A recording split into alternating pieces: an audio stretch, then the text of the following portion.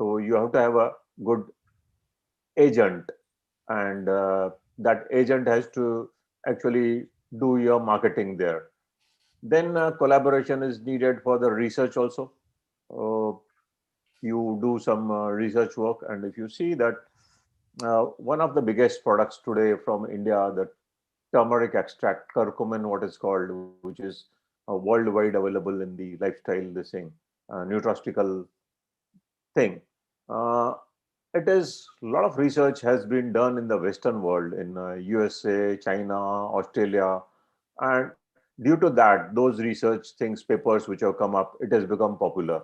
So you have to collaborate with these universities to do research on your products, so that there is a faith in the customers over there that some work has been done in their own country for the research. For this, you have to be a little careful. There is a Biodiversity Act, and you have to read that, and you have to go into collaboration, looking into it, that whatever research you are carrying out is not coming in the way of the law of the land. Second is, can a collaboration, this is getting a investment also. Investments is needed once you grow up.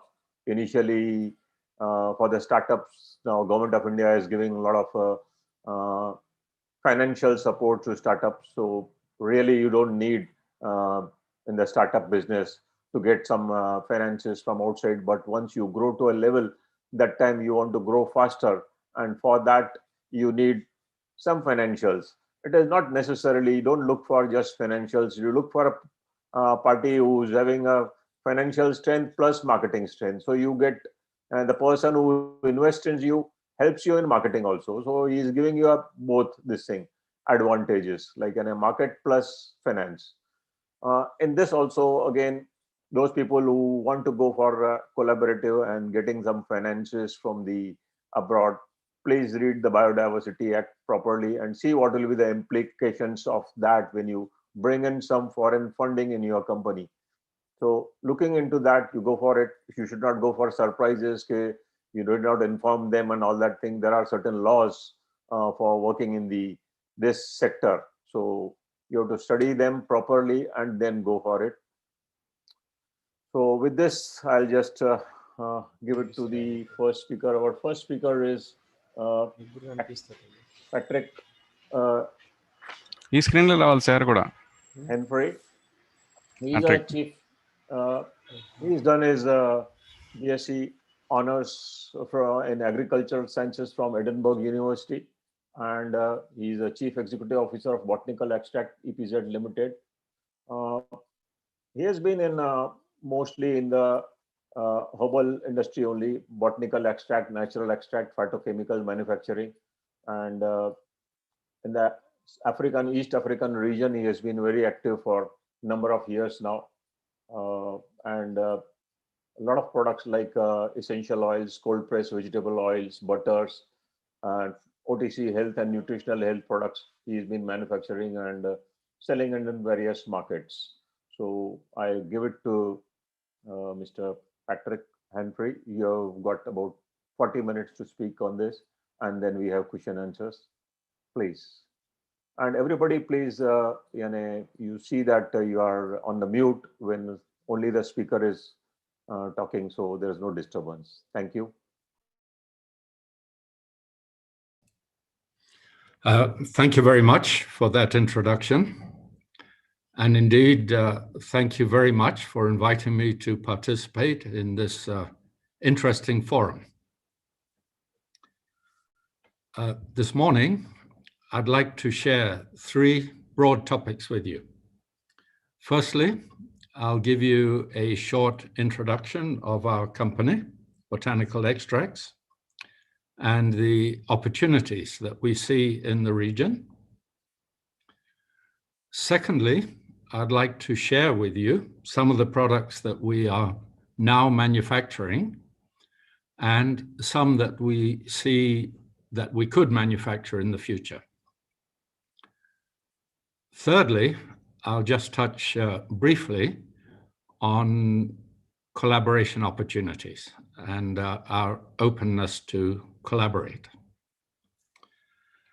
So moving on from there, let me just start with a quick introduction of our company. Botanical Extracts, EPZ Limited, or BE, as we call it for short, is a private limited liability company. We focus entirely on the production of plant extracts and related products. Our factory is located approximately 40 kilometers from Nairobi in Kenya. The company was originally created to manufacture a compound called artemisinin, which is the key component of the current generation of low-cost malaria treatments. Artemisinin is a starting material for a pharma product, and consequently we were obliged to build our factory and our systems to quite a high standard. We started production in late 2006, and we have been operating continuously since then. The company is a partnership between a group of private shareholders and an early social impact fund or / corporation, which has been operating in the region for 30 or 40 years and now operates about 22 businesses in the region. Now, if you just bear with me for a minute, I'll just share a screen. Not so practiced at this, it may just take me a moment. Huh?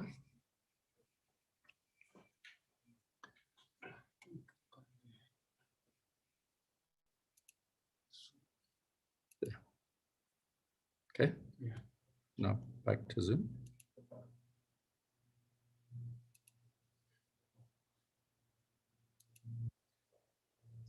Yeah, sure.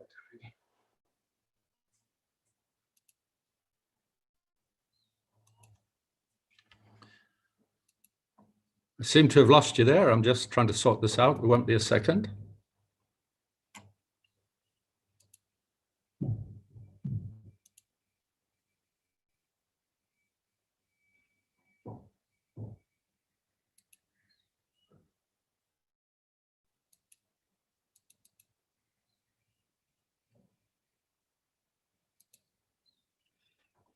Well, we haven't got the screen up, Peterson. Yeah. I think you did it before. So just press that share screen and it will be on. Yeah. Are we sharing the screen or not? Not yet.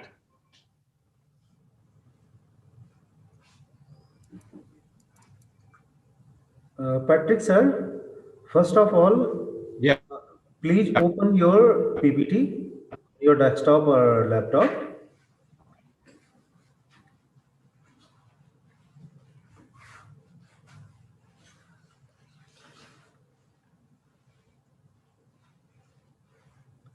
Patrick sir, are you listening?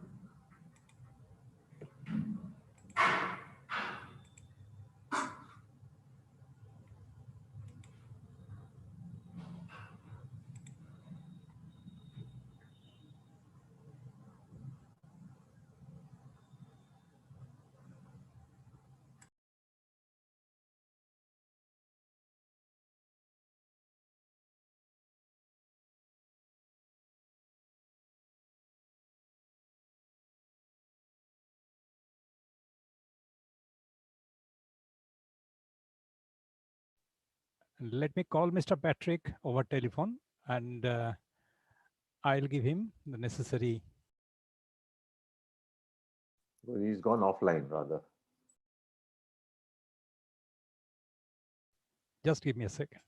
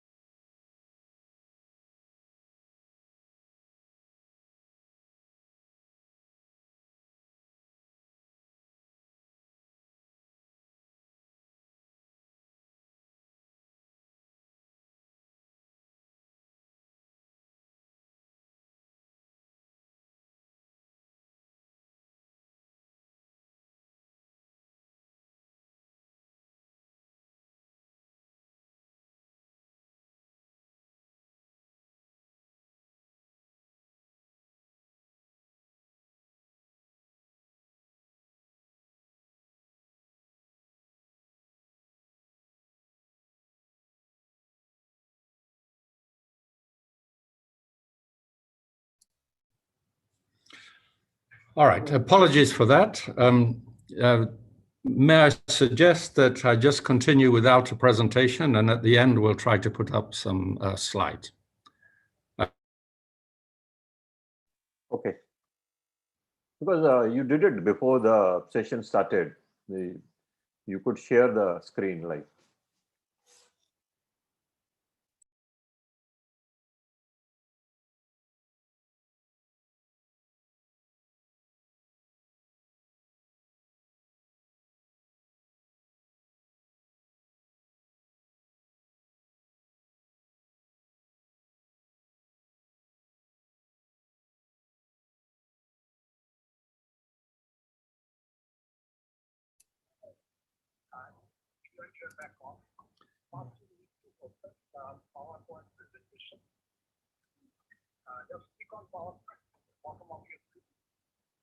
Okay.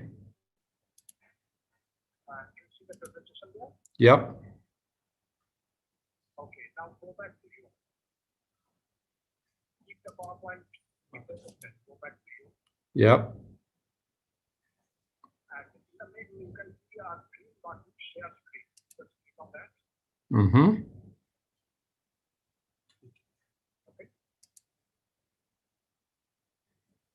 Okay. And then go to the PowerPoint window again. We've done that, and then we click share. Okay. Can you see that now? Yeah. All right, good.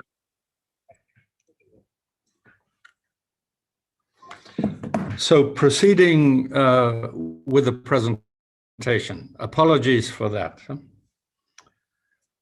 So we own and operate a fairly modern botanical extraction plant. We're located in an export processing zone in Athi River, Kenya.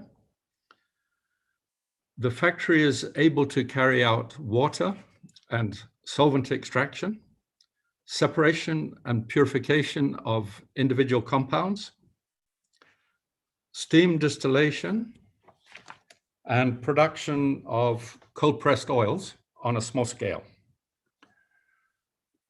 Our total throughput is approximately 250 to 300 tons of raw material per month, equivalent of about 3,000 tons a year. We have plans to expand to about 5,000 tons in the next 2 to 3 years. We're able to manufacture a range of crude extracts, purified extracts, steam distilled essential oils,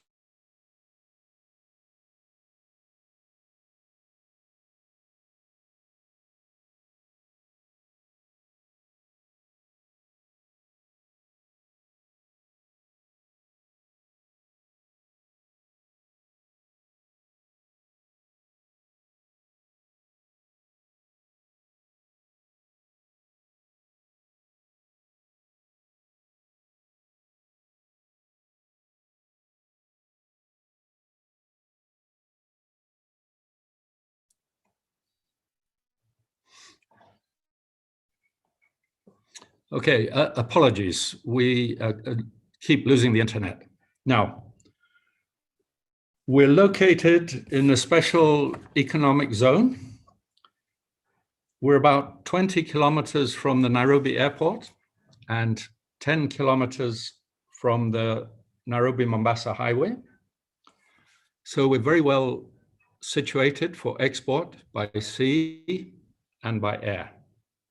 We're also well situated to import raw materials from the whole East African region, which we consider to be Kenya, Uganda, Tanzania, the Democratic Republic of the Congo, the Horn of Africa. This gives us a wide range of raw materials that we can process.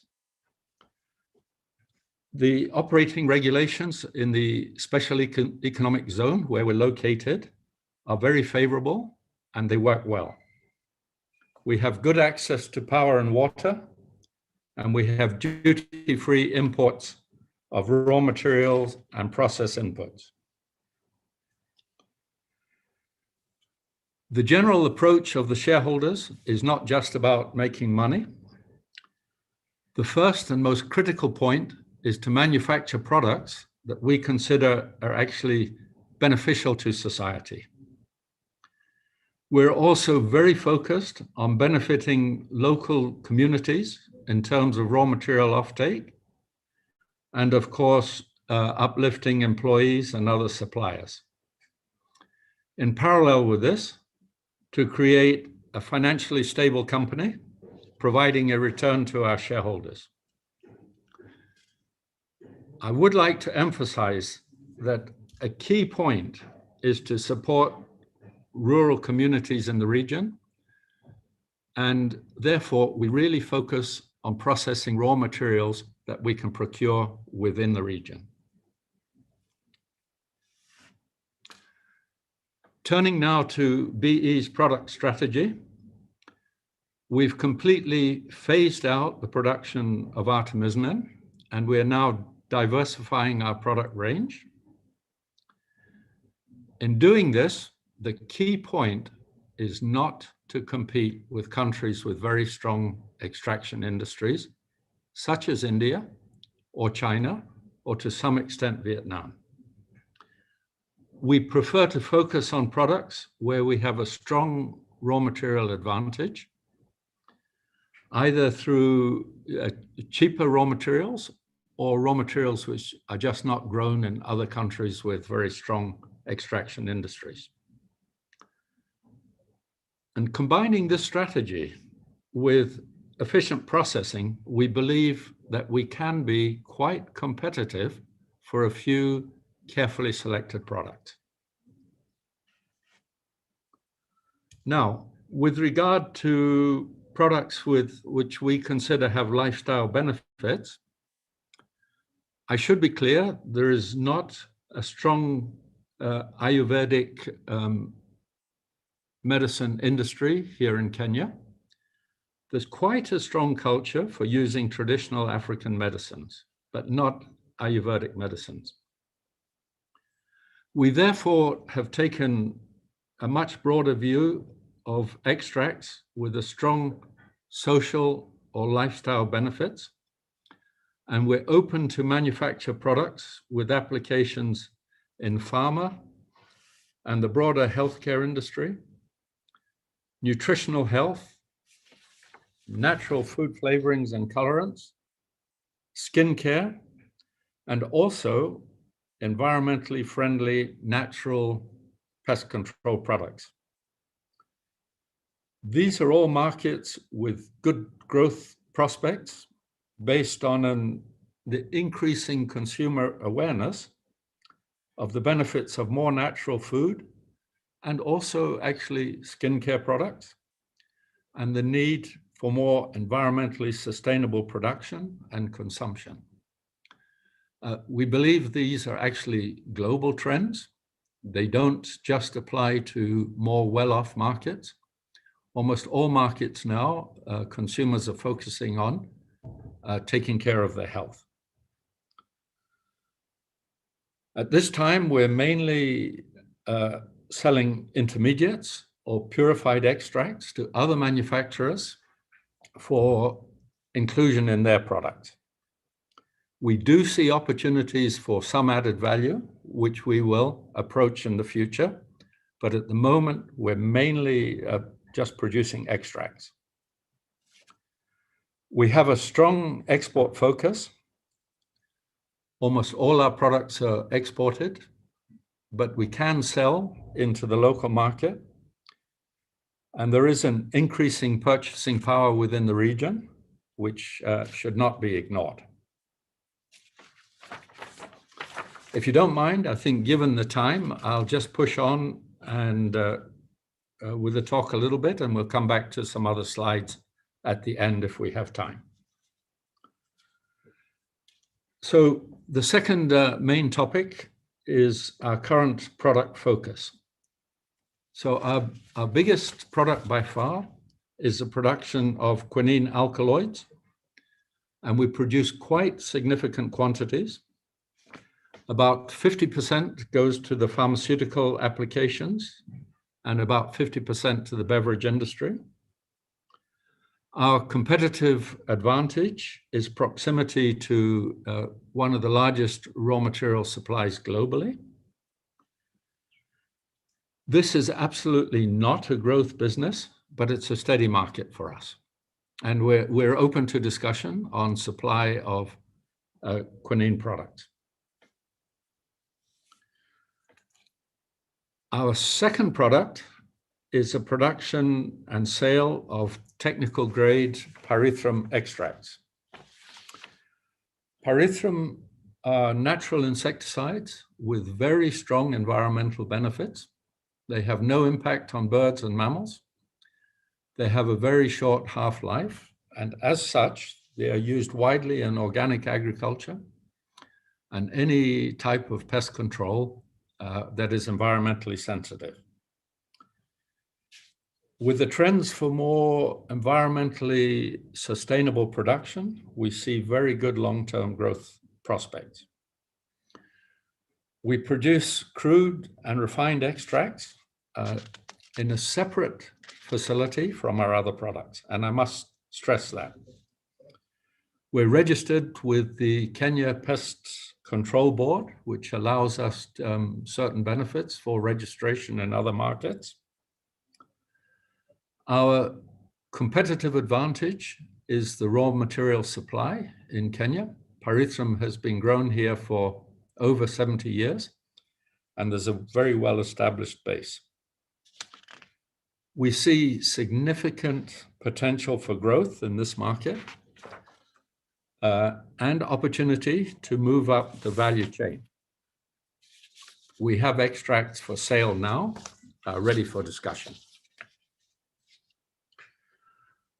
A third product that we are starting is annatto extracts. This is a family of well-established natural food colorants produced from annatto seeds with a move towards consumer move towards more natural food ingredients. We see quite good market growth prospects in the medium to long term, particularly for organic.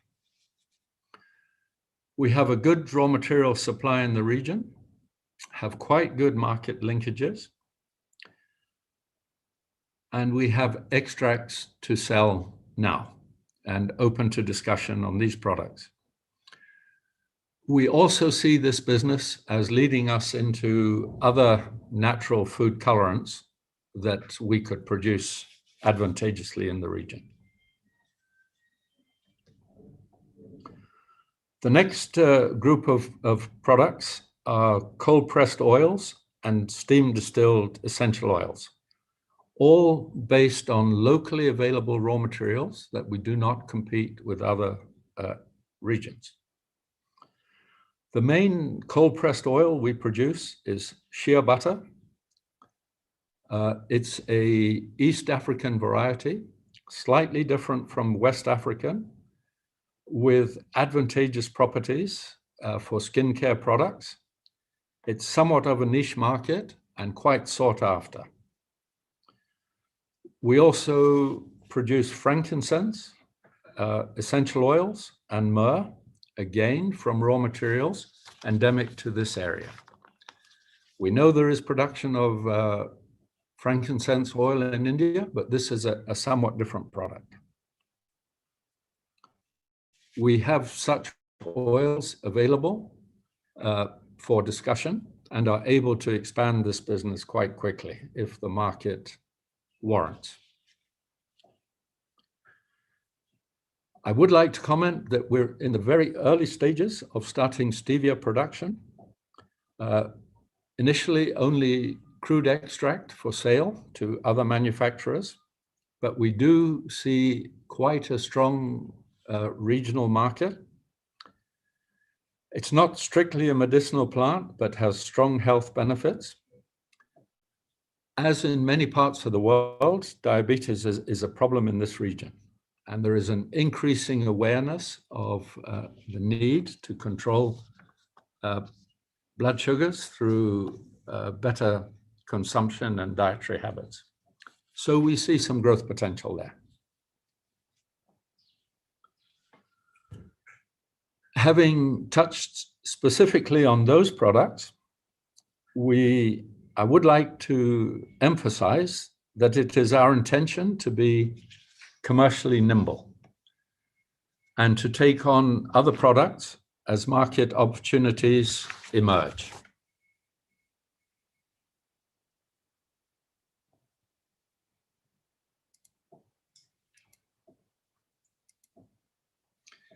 In this respect, we see a very good opportunity for gum arabic. There's quite a lot of raw material in the region. It's a big industry, well-established market. We see opportunities to manufacture boswellic acid. Aloe is widely produced, so aloe products and aloin, prunus, senna, green coffee, and there are several other raw materials that we believe we can be competitive with. Finally, on the issue of product opportunities, let me just touch quickly on traditional medicine.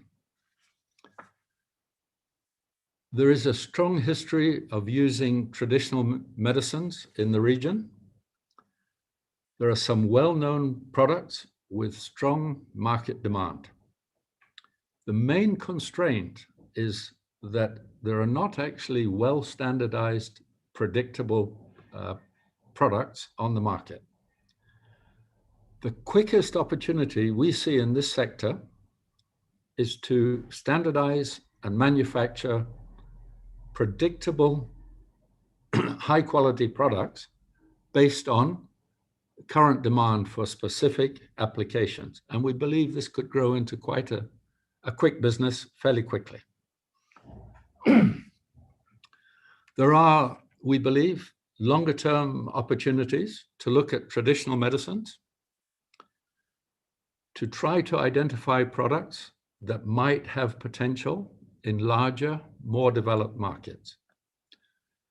This is quite a different business from what we consider our core competence.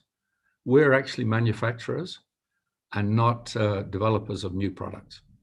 Having said that, we do have quite a nice development laboratory, and we can do product research here if the opportunity arises. So I think that broadly summarizes the product opportunities we see. And I would like now to move to the third topic, which is just to touch on collaboration opportunities. I would stress that we are very open to collaboration with other companies in the industry. We do not feel that we can do everything. We do feel that we can benefit by joining hands with other like-minded companies. The first and the quickest opportunity is likely to be supply of some of our existing products, which I've outlined. And we're very open to discussion. If any of these products are of interest to any of the audience, we'd love to hear from you. Secondly, we're open to the possibility of more extensive and deeper collaboration to develop other potential products. And we have done this in the past. So I would like to comment that in the past, we've actually been able to generate good business relationships with Indian companies. Our factory was designed and much of the equipment was fabricated in India. So I guess it must be good. I'm sure you'll agree with that. And we've sold significant quantities of product to Indian companies. We found it easy to develop good business relationships with Indian companies. Clearly, there's no language barrier.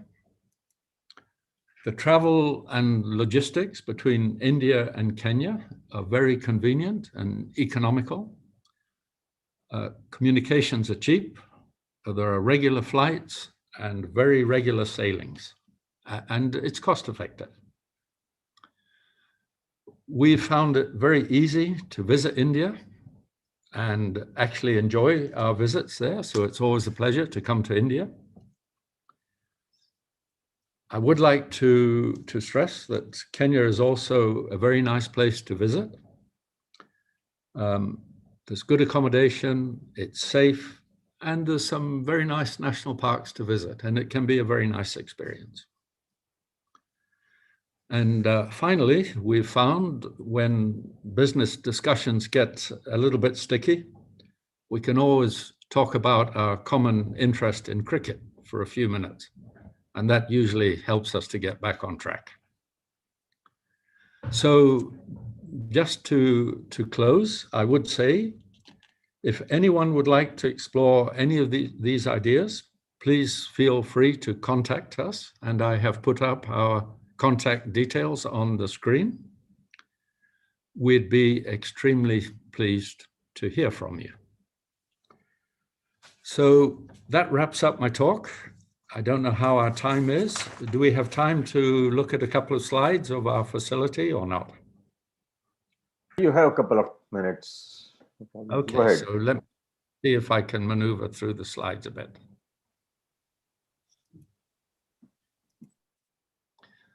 So this is our raw material store. This is cinchona bark coming in.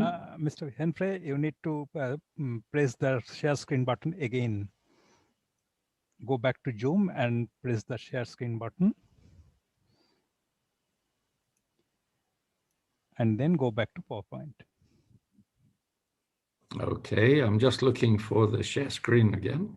It's a green button at the bottom. Take cursor down, you'll see that. Yeah, I got it.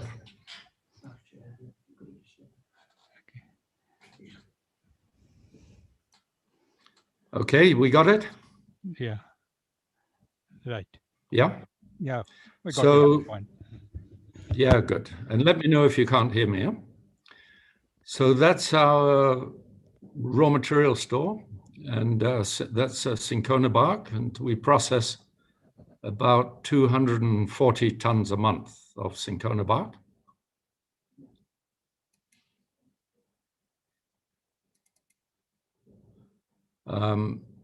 This is a plow mixer we just installed as part of the process.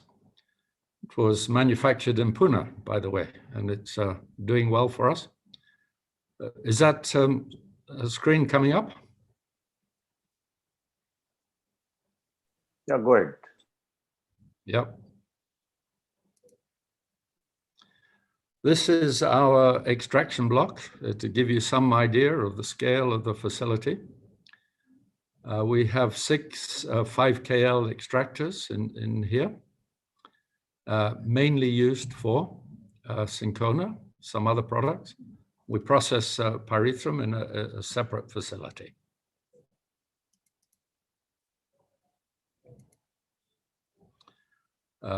These are some of the extractors.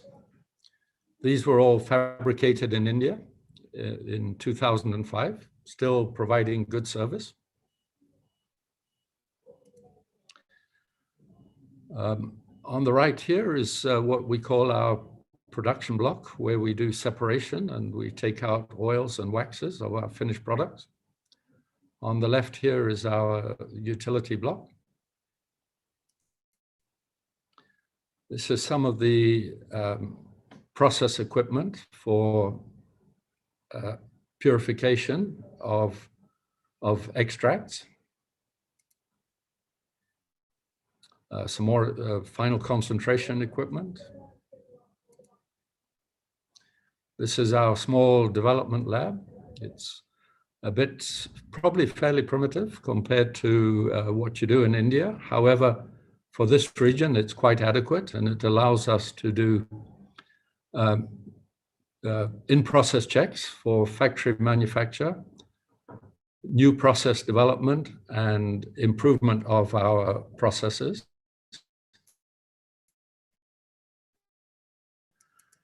And we work quite efficiently. For most of the products we process, we recover well over 90% of the active ingredients. This is Ugandan shea butter. It's considered to have very good qualities for skincare. It achieves a somewhat premium price over the West African product. These are different essential oils. The main one we process is Boswellia carteri, which has a very well-established market in Europe and the US. Somewhat different from Boswellia sacra that you have in India. I didn't mention we've started to manufacture vanilla extracts.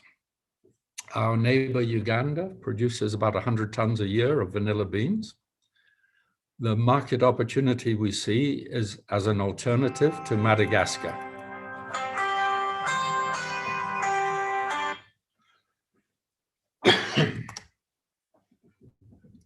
This is crude pyrethrum extracts and refined extracts. And I think that just about wraps up our presentation. So thank you very much.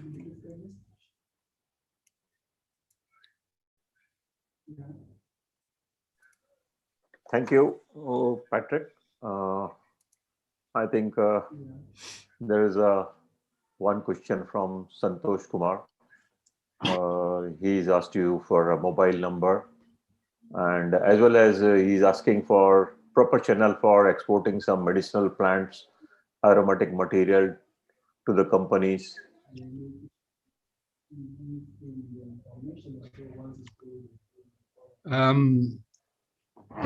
There's a mobile number on the screen.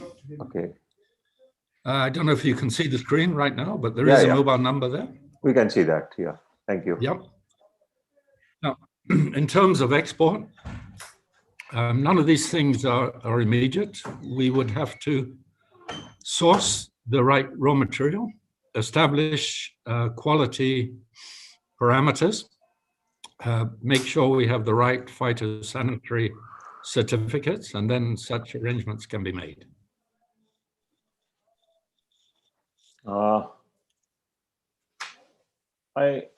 I also have a question. That is, you are manufacturing this pesticide also from Parenthum. Yeah. Now, how is the purity of that? And it is actually, you were saying it is allowed in organic, this thing, plantation. So any certifications are there with you for that? Yeah, it's a well-established product in the market. Market specifications are well-established. Most of the market is for purified extract, and it is sold either as a 25% pyrethrin extract or 50% pyrethrins, and we can manufacture both. We are registered with the Kenya Pesticide Board, which allows much of their environmental data to be used in export markets where we sell to. Has that answered your question? Yeah. Thank you.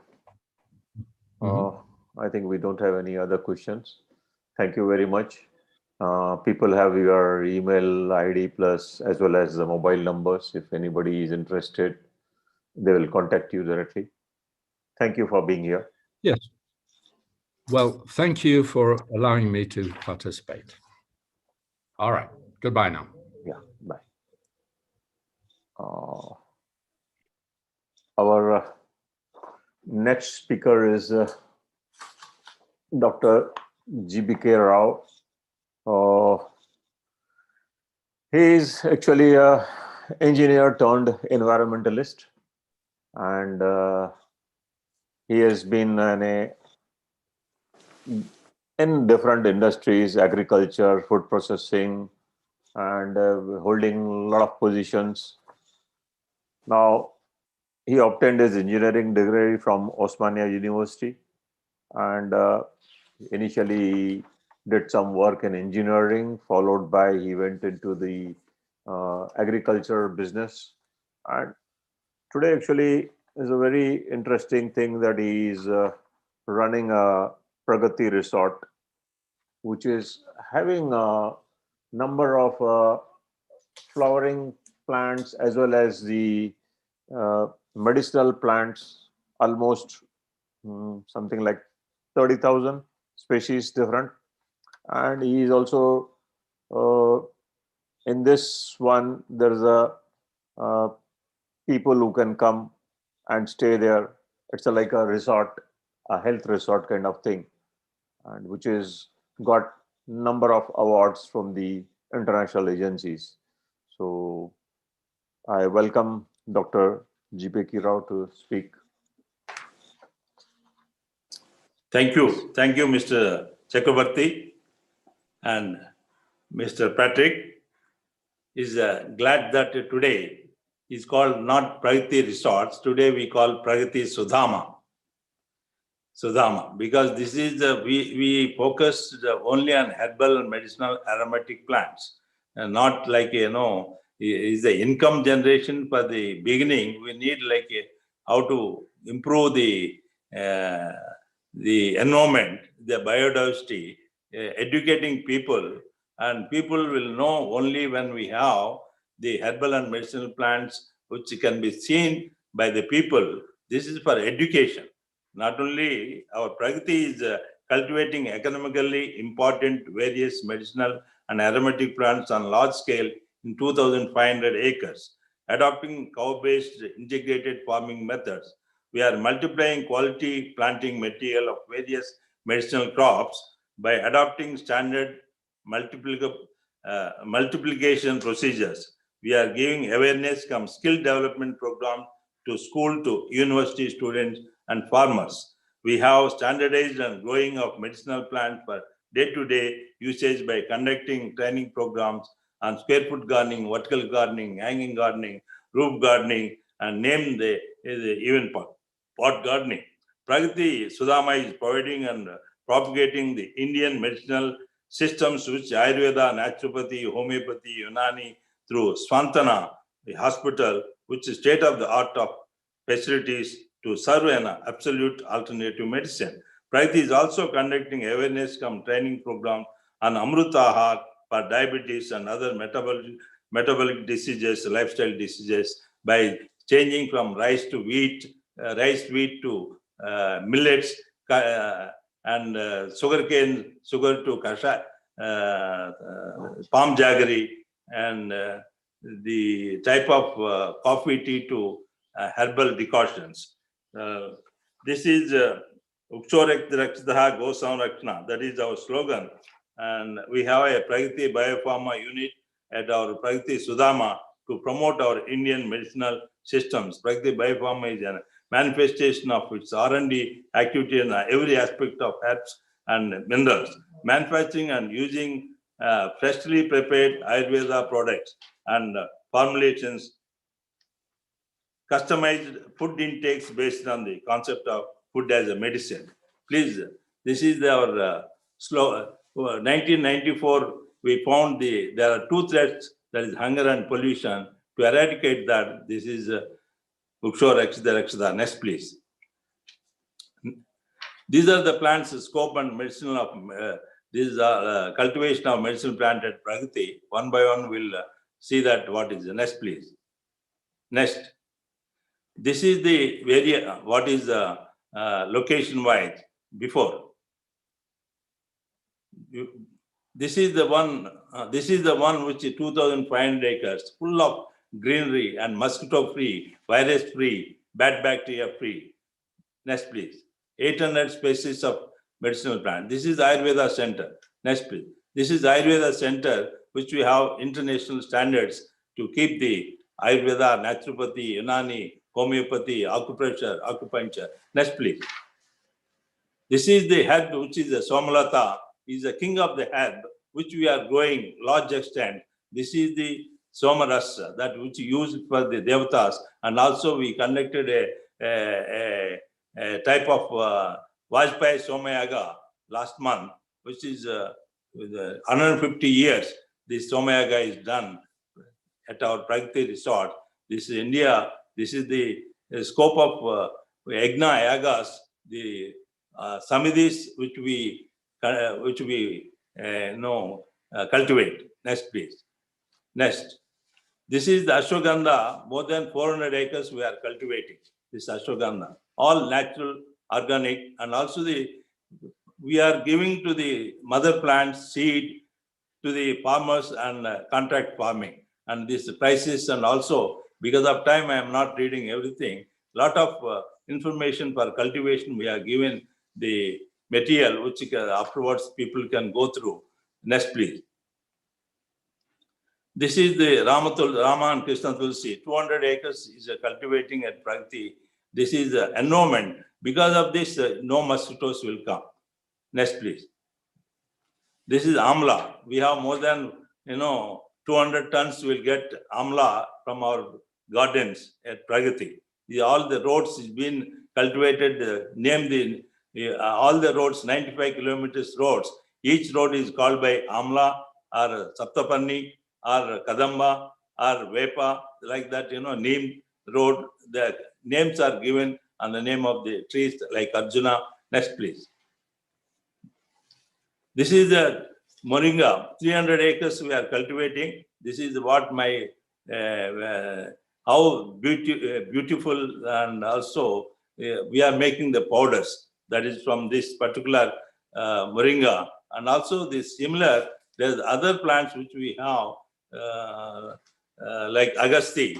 These are all things which we are going to be the future for, because of natural farming, where there is no mosquitoes, no bad bacteria. The cultivation, where we cultivate, is more important. Next, please. This is Sarpagandha, which we have the system of raised beds and also the mulching, which without any weed, without chemical exposure. Next, please. This is what Satavari. We given all the details. What is the ultimate, net returns per acre? 2,90,000. This type of things, depends upon what raw material mother plant we have. That is going to be a biggest future for the country. Unless we convert our rice wheat cultivation to this herbal medicinal plant, like cotton, which chemicals are being used so much, that cotton, sugarcane, replacing those things into this type of herbal and medicinal plant. We want to bring all over the country, and particular forests also extinguished all these type of materials, which we are going to give, like West Bengal Forest Department, Forest Minister, we sat with him, and we are going to grow in the forest this type of, once we grow in the forest, the birds and water and air, the seed will go and cultivate by itself. Once it starts in one place, it spreads like, it is a natural cultivation, natural seed propagation will start. Next, please. Next.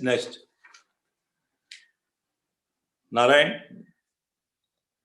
This is the natural color. What we grow, this is the, you see the anota, is bixa. This is, we call it sindoor. One seed itself is enough to hold, at least 100 people can have sindoor.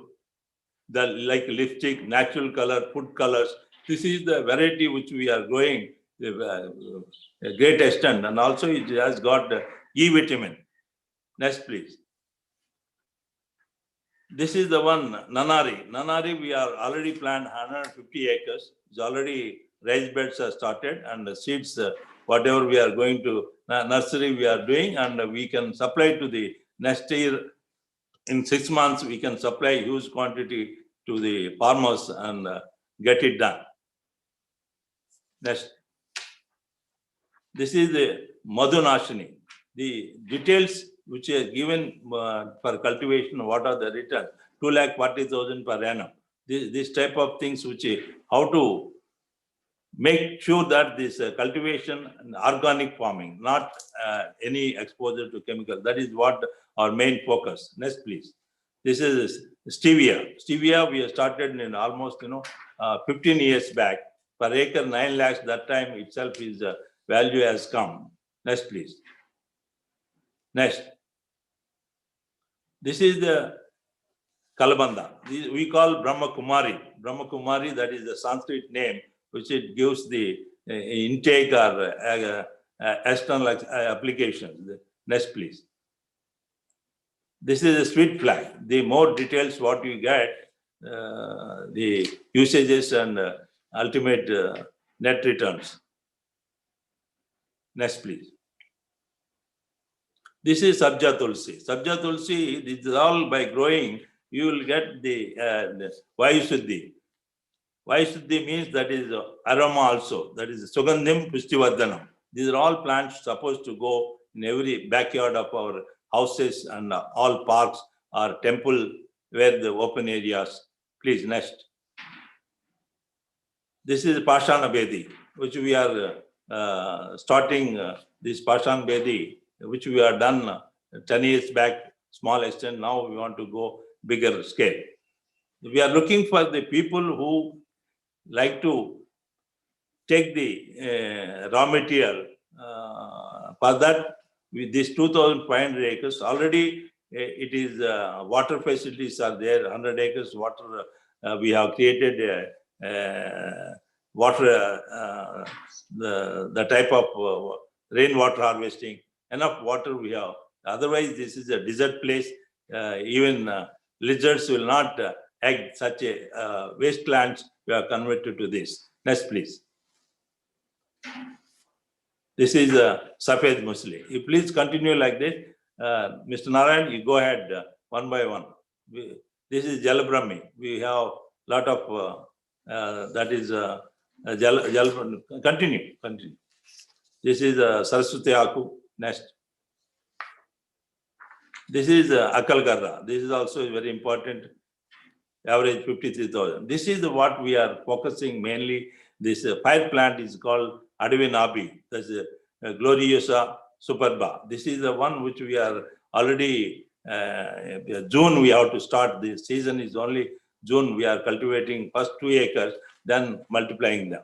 That is the most endangered plants, which our aim is to bring endangered plants and multiply them. Particularly, like Brahma Amalika, which is a Kalproksha. There are 7 types of Kalprokshas. All types of 7 Kalprokshas we cultivate, and the type of Mamsarohini, which is used for Dvajastamba, such type of plants, Trimurti Vanam, Panchavati Vanam, Panchapota Vanam, Navagraha Vanam, Nakshatra Vanam, Rasi Vanam, Saptarishi Vanam. Like that, this is Saraswati Vanam. These are all things which is our Indian Vedic, what they spoke about, or like, Hanuman, what type of 4 Sanjeevanis, like Mrutha Sanjeevani, Sandhanakarani, Visalyakarani, Suvarnakarani. These are all, we have lost the names, but at least these, what is endangering those plants, which Pragati is doing since 1994, except that is, we have removed that resort's name,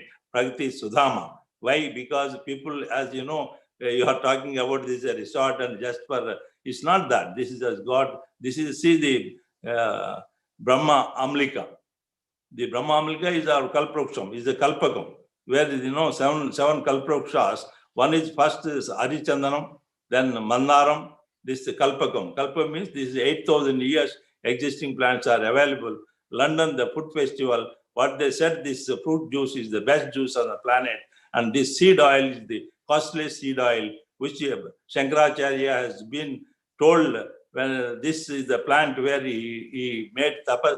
He was sitting there and doing tapas and confirmed that this is our Brahmamrika Kalparuksha. We don't know the name, that is what is Kalparuksha. Even London, what the food festival, they also don't know this is a Kalparuksha. We don't know that this is a Kalparuksha. Such plant, this is angel flower. Look at the type of, and it retains water 125,000 liters. When you cut the root or branch, it just like water it comes. Elephants is why they become endangered. Or elephants, you know, once they see this plant, it is like a butterscotch ice cream for them. That's why this is endangered at our place. Whereas South Africa and all, there you will find more this type of plant. And this is the turmeric, which is, we know that without turmeric, Indian kitchen is not there. Next, please. This is called Chandra, is a Mangala Kujagraha, is called Khadira, the same Acacia catachu. This is used in our tambulam, where the tambulam, that is katta kachu, and also for milking, butter milking from curd. This is a kavum used, and chutney making, this is wood used, and also musli is for the, we call rokali, which is Balaram. Without the Balaram in one hand, this is the one which he keeps the musli. And also for drinking water in the villages, what the bacteria, bad bacteria, viruses that comes, is not allowed to drink. They used to keep these two sticks. One is this acacia catachu, and this amla. These two, once you keep in the water body, then water gets purified. This type of things which is supposed to go now for as a herbal medicinal for cleaning the water. This is Majupatri, Amistia vulgaris. This is Artemis, Artemisia vulgaris. Artemis means is a Greek god name. This is such a sterilizer. Once any knife you want to use in the operation theater or in the tissue culture lab, they used to heat it by flame. They put it in alcohol, then they sterilize. But now, last 3,000 years, people use keeping this knife, touching this leaf itself, it gets sterilized. Such a wonderful for corona, like when you are not able to get the breathing properly, this kashayam is the one which is affected. It gives this relief. Next, please. This is Julmachpatri. This is also is a very abrotanum. This is like when you are not able to, not able to hear or smell, losing the smell or taste or sparsh, the touch.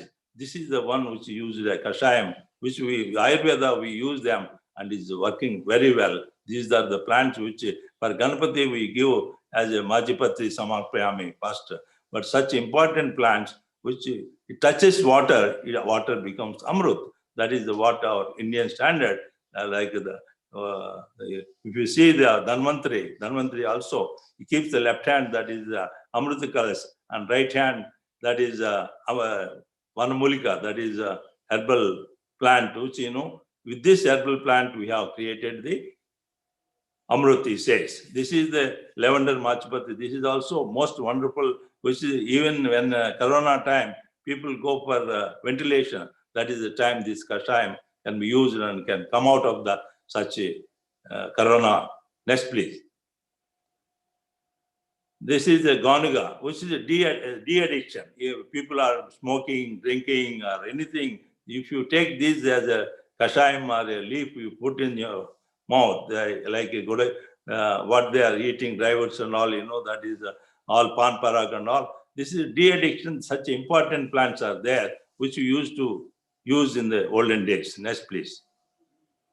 This is Adasaram. This is also for the asthma and other bronchitis. This is being used. These are all we grow like a fencing. It is used as a fencing. It is very well throughout here. And even mosquitoes repellent. This leaf, once you this is the next Sita Ashoka. Ashoka means removes the shoka. For all ladies, this is ultimate. Is every root, bark, seed, leaf, seed oil, everything is being used. Next, please. This is Bilwa. It's ultimate. That is Bilwa is Tidalam, Trignagaram, Chatriyayudam, Tijanma Papa Saman. Next 3 generations, no one will, next 3 generations, they don't get Angadosha. That is 5 fingers instead of 5, 7 fingers, splitting nose or lip. Such things can be avoided. In summer particularly, this juice is more important to see that they don't get dehydrated. And also the urine stops in summer. This is the fruit juice. Once you take, this is Miriyalu. Without this spice, there is no kitchen in India. Next, please. This is the Indian snake plant, which is Adavi Uttareni we call. That is Apamak. This is the one which Brazil has given. This is the plant which they use for the corona, which has been scientists have given a big article on this. Next, please. This is, of course, Arjuna for heart, which is important. These are all on revenues. We have a lot of thousands of plants which we grow, already 30 years old. This is the new discovery. The name is given to my name, that is Arjuna Rao GBK. That is my name, GBK Rao. That is the Latin they are given. This is for breast cancer. We are working on this. Next, please. Anti-malarial herbs. Next, please. This immunomodulators. This poverty, that's the whole world is looking that this, how to prevent poverty and pollution. The answer is Uksho Rakshada Gosamrakshana. Thank you very much on this. Particularly, we are looking for the people who want the best raw material, what we have. And we have associated with our one of the company here, our group company, which started just now, the powder making, oil extractions, and many other. And we, as on today, we are doing oils, that cold press oils, bullock drawn wooden pressed oils, groundnut, coconut, safflower, and ginger, the sesame, then Niger. These oils which we are producing, we are giving, and also the millet we are growing, and also palm jaggery we are making from the 3 types of palms, that is date palm and fishtail palm, that is a type of other standard palm. And this kashayams, we are introducing kashayams as the best medicines to keep in every house. The type of plants like tulsi, bilwa, that is nanari, the type of plants which giving them as in the pots and growing in every house, so that Swakalyan, Vishwakalyan is possible only when you start planting, propagating in every house and colonies, balconies, the particular balconies, and where the temples, the area lands, which is wastelands to convert into herbal and medicinal plants. So, already the story is what story it is? Your stall. There are a lot of information is given in our stall. Please go through the stall, and please, any raw material required, we are here, and plants, seeds, these things are available at Pragati. And every day we get billions of seeds. They are all from mother plants. This is the one which a lot of endangered plants under one roof is available at Pragati. So any questions, anything people want to You're most welcome. Thank you, Dr. Rao. Really must have taken a very, very long time and a lot of efforts to do this big plantation. I'm very impressed with the work that you all are doing. And it is required to have a sustainable growth of all these plants. And doing in a area which is outside the forest is again another very good efforts. So a lot of people are interested in buying material from you. I think they will, as you have said, they will visit your stall and they'll find it.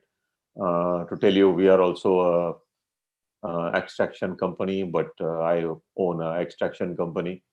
I was unaware of this kind of infrastructure existing in India, like 2,500 acres of the area converted Without into mosquito. Without mosquito. without mosquito, and very big. Like the number of plants that I could see is very, very high. There is a one actually person, that's Mamta Kamiredi. She has asked a question that how do we procure planting material from Pragati Group, and do you offer training and buyback options from the farmers? Yes, that is what we give raw material, mother plants, and also we buy back. Already given there's so much information, how much the seed required, or planting material required, spacing of the everything is educative programs we conduct. These are all farmers training programs are there. Certainly, Pragati is always the first week we conduct Amrita Har packages. First week, that is people, whoever is interested to make yourself as a doctor for your own body. These are all been given using millets, kashayams, katikanundu, tatibellam. That means the palm jaggery instead of sugarcane, and also the tea coffee, our kashayams, and instead of sugarcane sugar, this palm jaggery. All this you can experience yourself. What is saving water? Suppose sugarcane, if you want to have sugarcane sugar, it requires 28,000 liters water to get 1 kg of sugarcane. Whereas palm jaggery, you don't need water. That rain itself is enough. Even without rains, these palms are grown. Such things, is a pectose. Whereas that is a glucose. That is a disease. This is a disease. It prevents the diseases. It will never allow disease to come. This is what our main focus to educate and training programs we conduct at Pragati Sudama.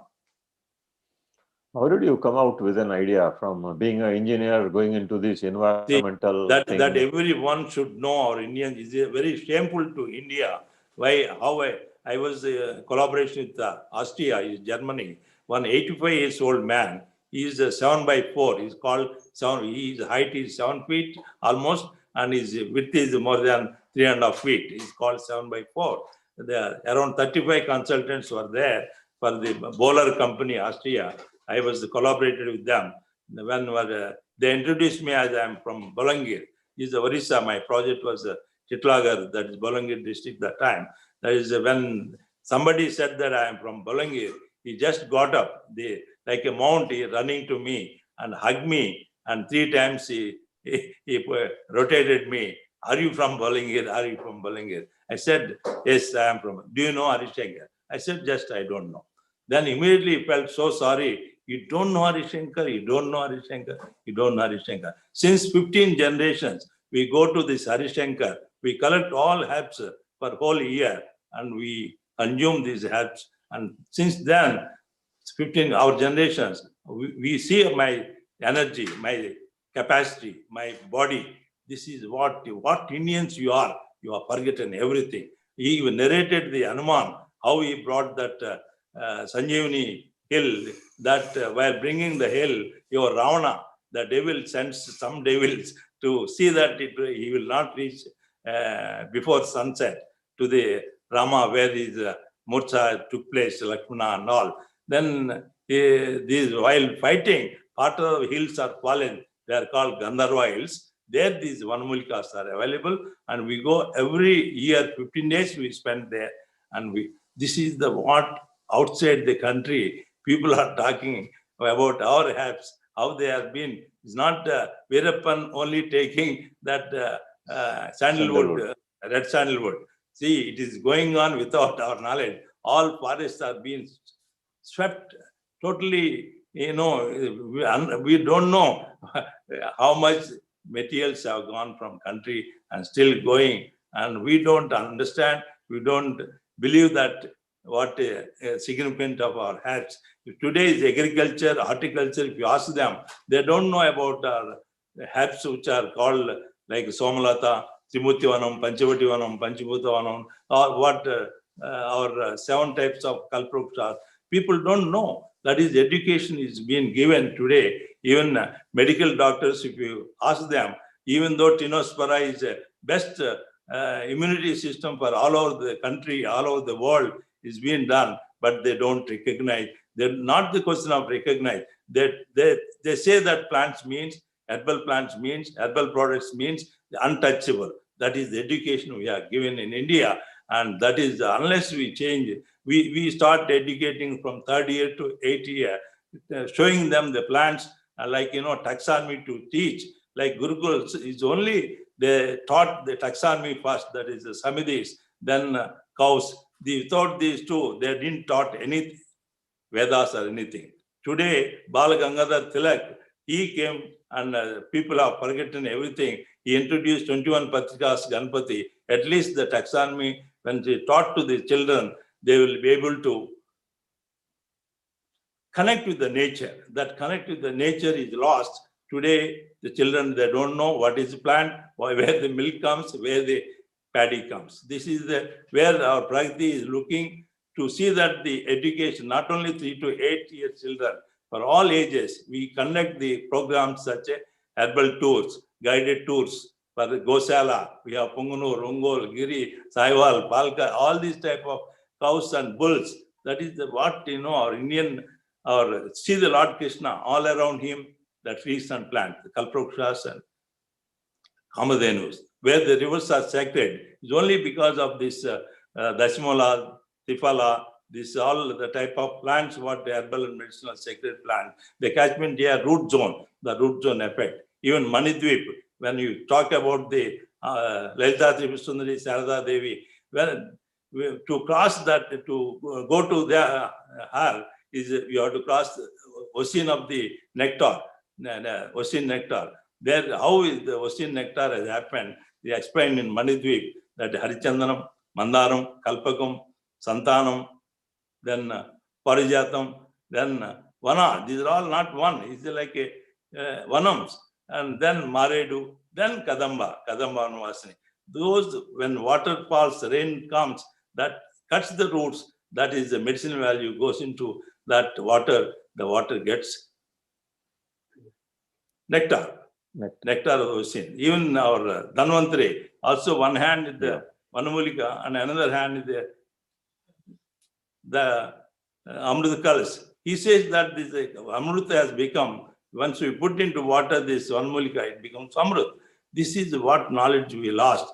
I need this type of programs. We should focus on how to educate people, how to use our herbal and medicinal plants, Yajna, Yagas, Vedas. These are all the true things which we have to. Otherwise, without Yajnas, you don't get the education of what importance, how to, why Suddhi. That is, all the 5 elements Suddhi is only because of Yajnas, because of these Vanamulikas.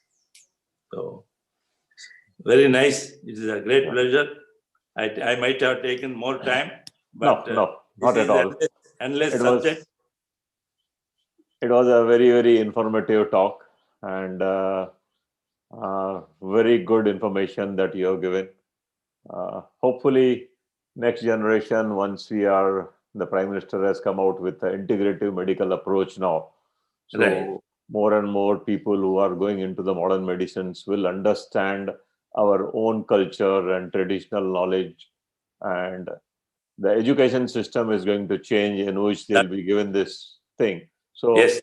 more important. Another 5 years, you can see some difference once this system comes into the practice, because it is not that it will come out in a day or so. Once we start now integrative approach, probably the first batch which will be coming out after 5 years, they will have knowledge of these traditional knowledge, traditional herbs and all these things.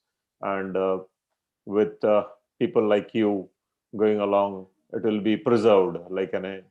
I'm very happy to see that you have preserved a lot of herbs and all these things. Uzbekistan, they wanted me to take over the 20,000 hectares of the Manidweep, which is Uzbekistan, Kazakhstan, that is the border, which is UNESCO is totally banned them not to go for any industries or any such thing. They wanted me to take over that and make that, all the traditional medicine plants to protect. That is the one. And another is where there is Ingo. That is the one which 10,000 hectares they want me to cultivate. This Ing, that is the place where Ing plants are very. We are importing those things that time through Afghanistan. It grows in Uzbekistan. It was so much closed. Last 4 years it has been opened. They are very much interested in Indians to come there and cultivate and do the traditional medicine. Uzbekistan is very much interested in India. They given me tickets and taken their ambassador. He came personally to Pragati Sudama and wanted this to be taken in their country to bring back that traditional medicine of Uzbekistan.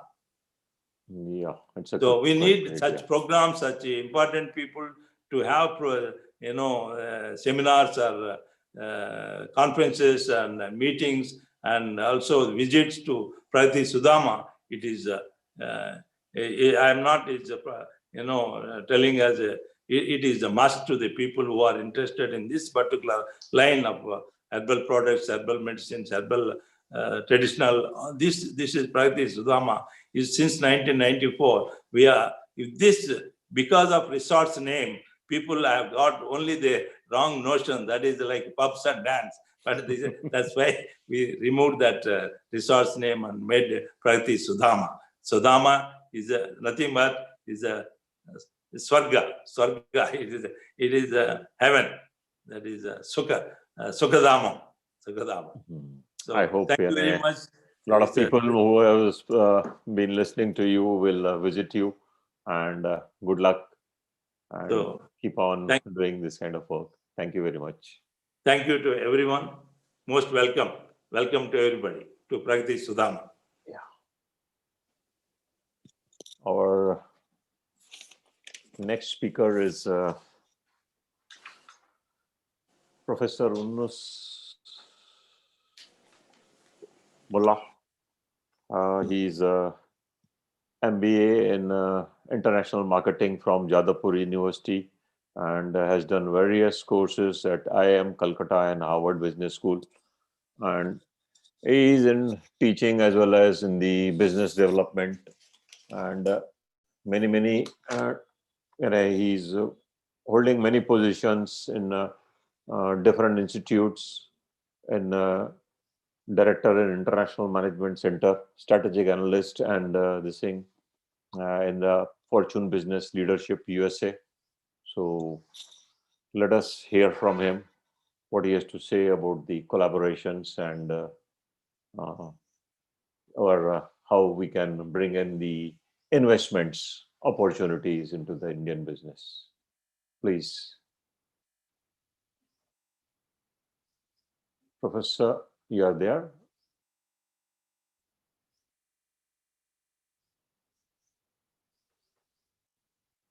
Tech team? Professor Unus Mullah is there.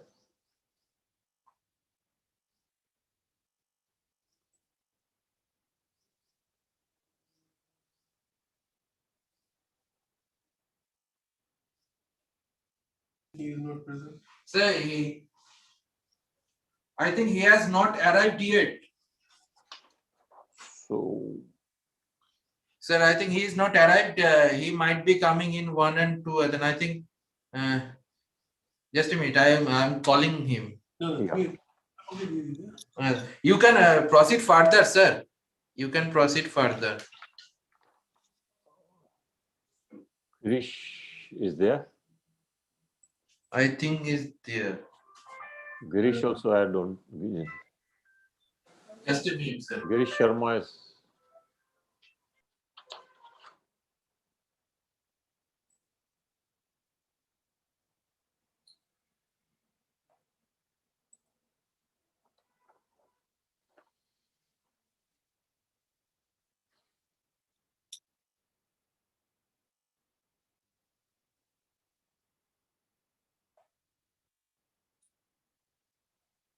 Sir, he was there. Let me check once again. Girish Sharma, এখন যে এ তো বলছিল।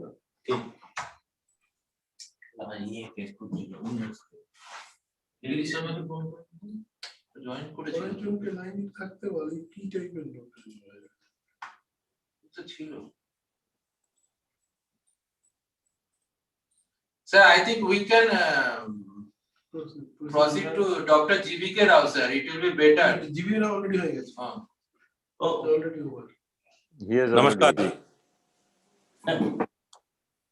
Yes, I'm online. Namaskar. Namaskar.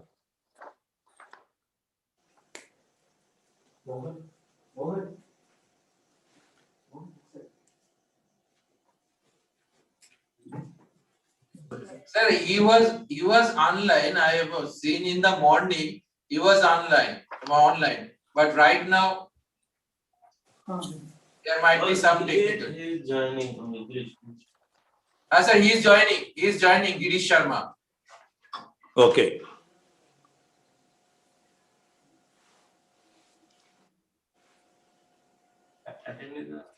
Girish Sharma has joined.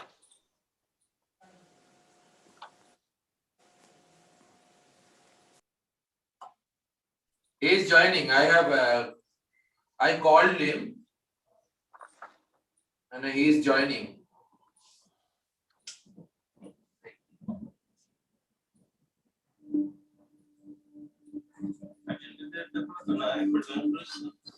আমি দেখেছি join করেছিল।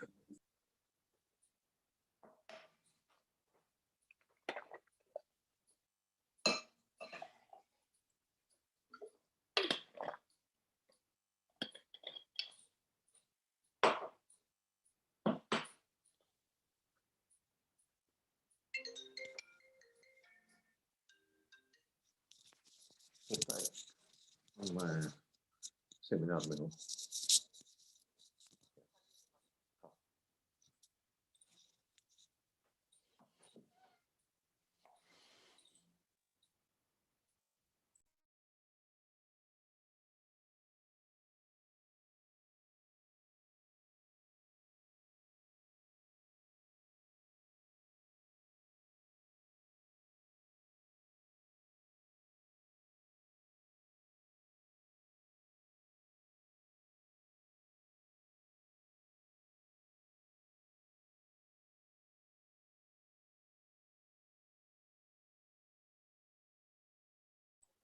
I think Professor Yunus has joined.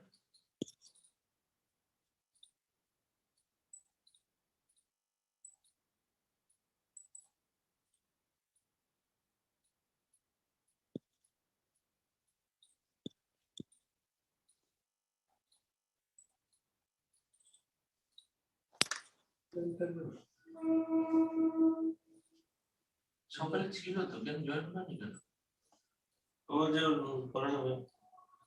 Sir, he is joining. Girish Sharma is joining. Just a minute. Okay.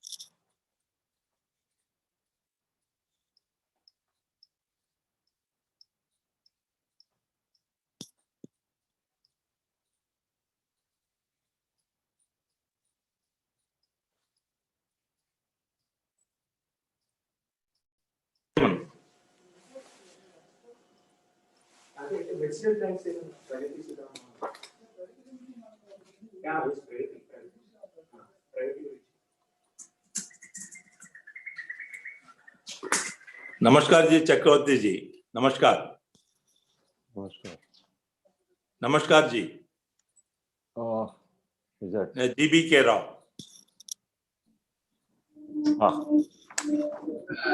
Shantanu Babu, are you there?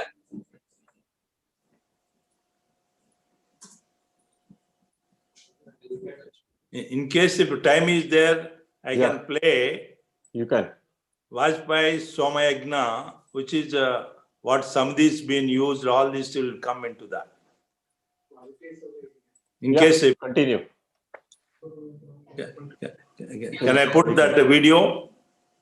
Yeah. Oh, nice. I'll just ask my.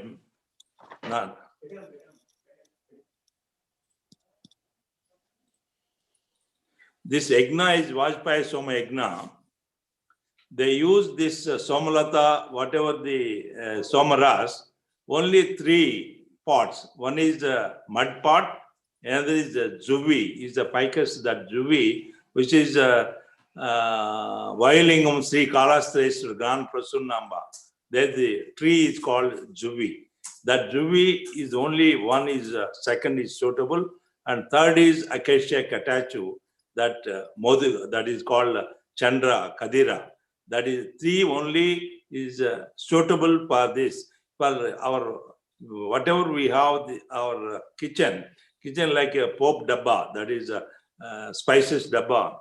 The same, the type of what utensils to be used, what wood to be used, these even spoons and other utensils, everything is such an important which we lost, and we should go further, which I have the lot of information about the kitchen, what the type of why we cold press oils, we with the bullock cold press oils we do. There we use darshina. Darshina is the tree wood which used. This wood is anti-poisonous. Means any like a seed, when it is a top portion between the seed and cover, in between when it opens, lot of bacteria goes, it becomes a poison. That poison to remove, this wood is going to help, removes this poison.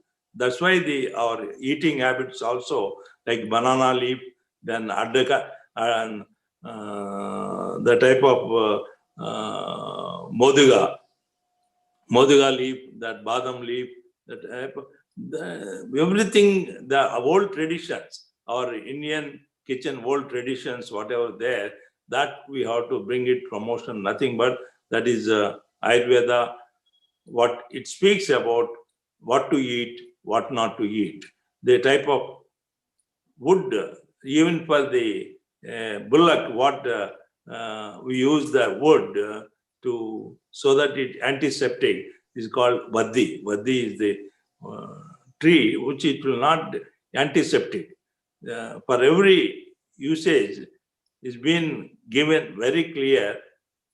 What in my childhood kitchen, I used to see everything like a bamboo product for the type of whatever storage you want. That is today we find all plastics. So how to avoid the plastics? Only possible. Only we talk about our herbal medicinal plant. Vajpayee Mahasoma Yagna.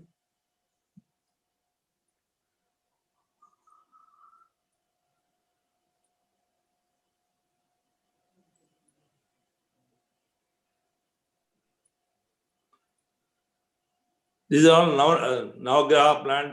All this what we are seeing is at Pragati. Where is the sound, Mr. Narayan? This is entrance.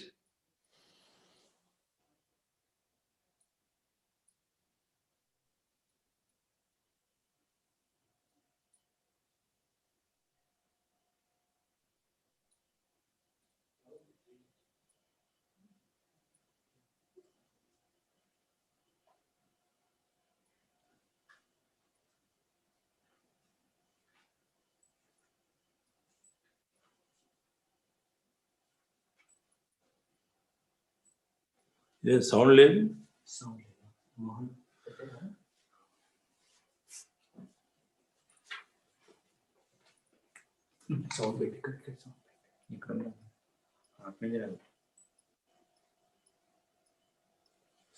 అని అడిగి phone చేసి మాట్లాడండి. Sound రావాలి దీంట్లో.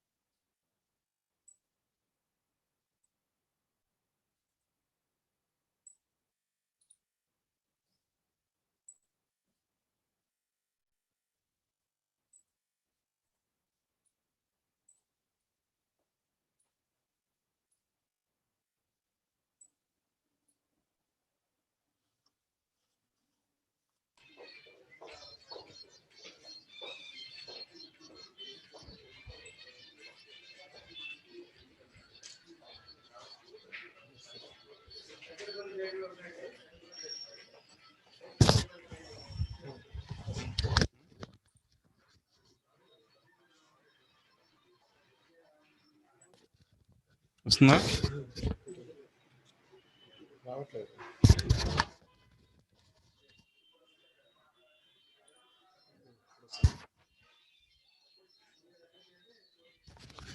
వస్తుందా?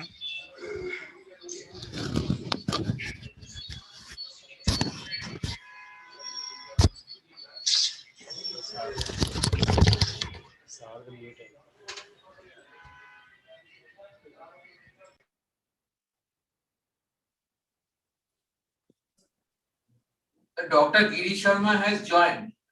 Okay. Okay. Yeah.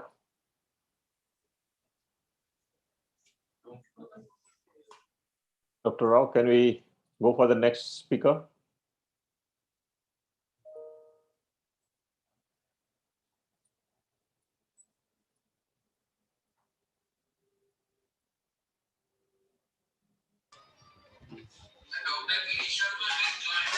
Yeah. Dr. Rao, we have to go for the next panelist. If we can finish this quickly. Can you hear me, Dr. Rao? Yeah, thank you. Yeah, let me introduce Dr. Girish Sharma. He is a PhD in horticulture from Dr. Y.S. Parmar University of Horticulture and Forestry, and has a 19 years of experience in the industry of agriculture and forestry. He's been in the project development manager, liaison coordinator, budgetary cost analysis, crop variety selection, plant propagation, R&D of contract farming, then cost control, strategy business planning, certificate Six Sigma, and Baldrige. So he has very various experience in different fruits, vegetables, herbal products. So and done a lot of work in this area. So let us listen to him.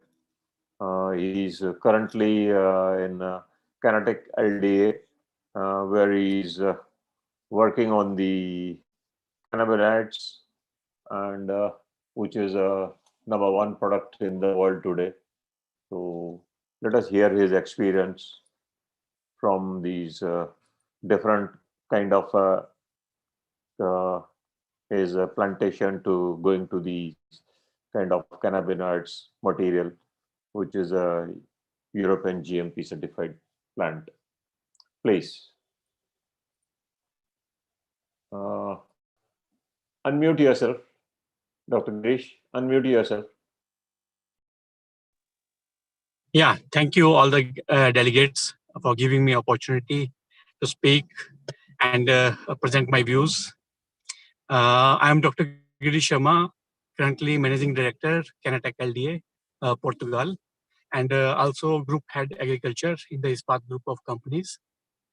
In this conference, my role is to actually give you an insight on the investment opportunities on medical cannabis, which is currently a hot commodity in agriculture and very, very useful for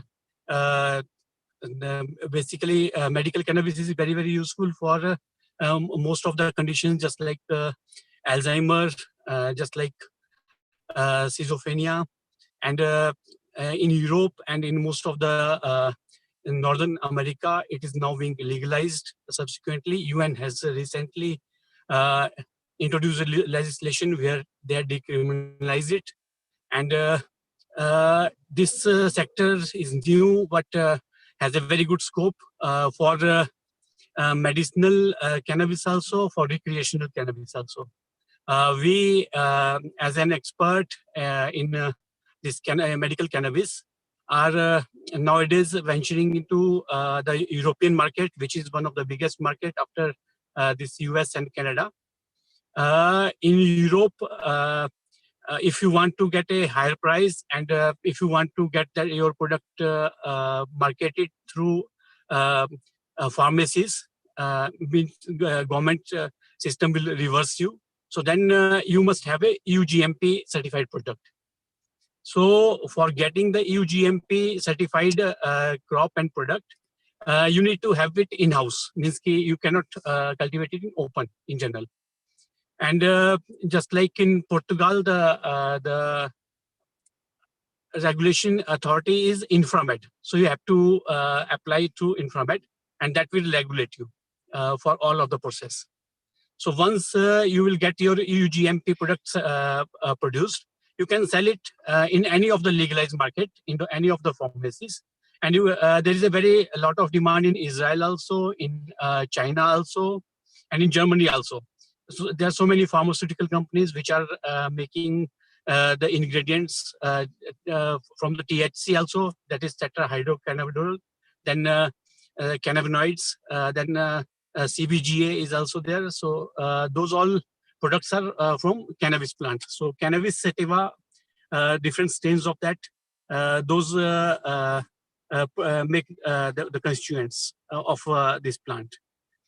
Nowadays, the extraction technology had already been standardized for EU GMP. So means that is not to venture. Means already all regulation authorities give you strain, already fixed strain, and already fixed extraction technology for your product.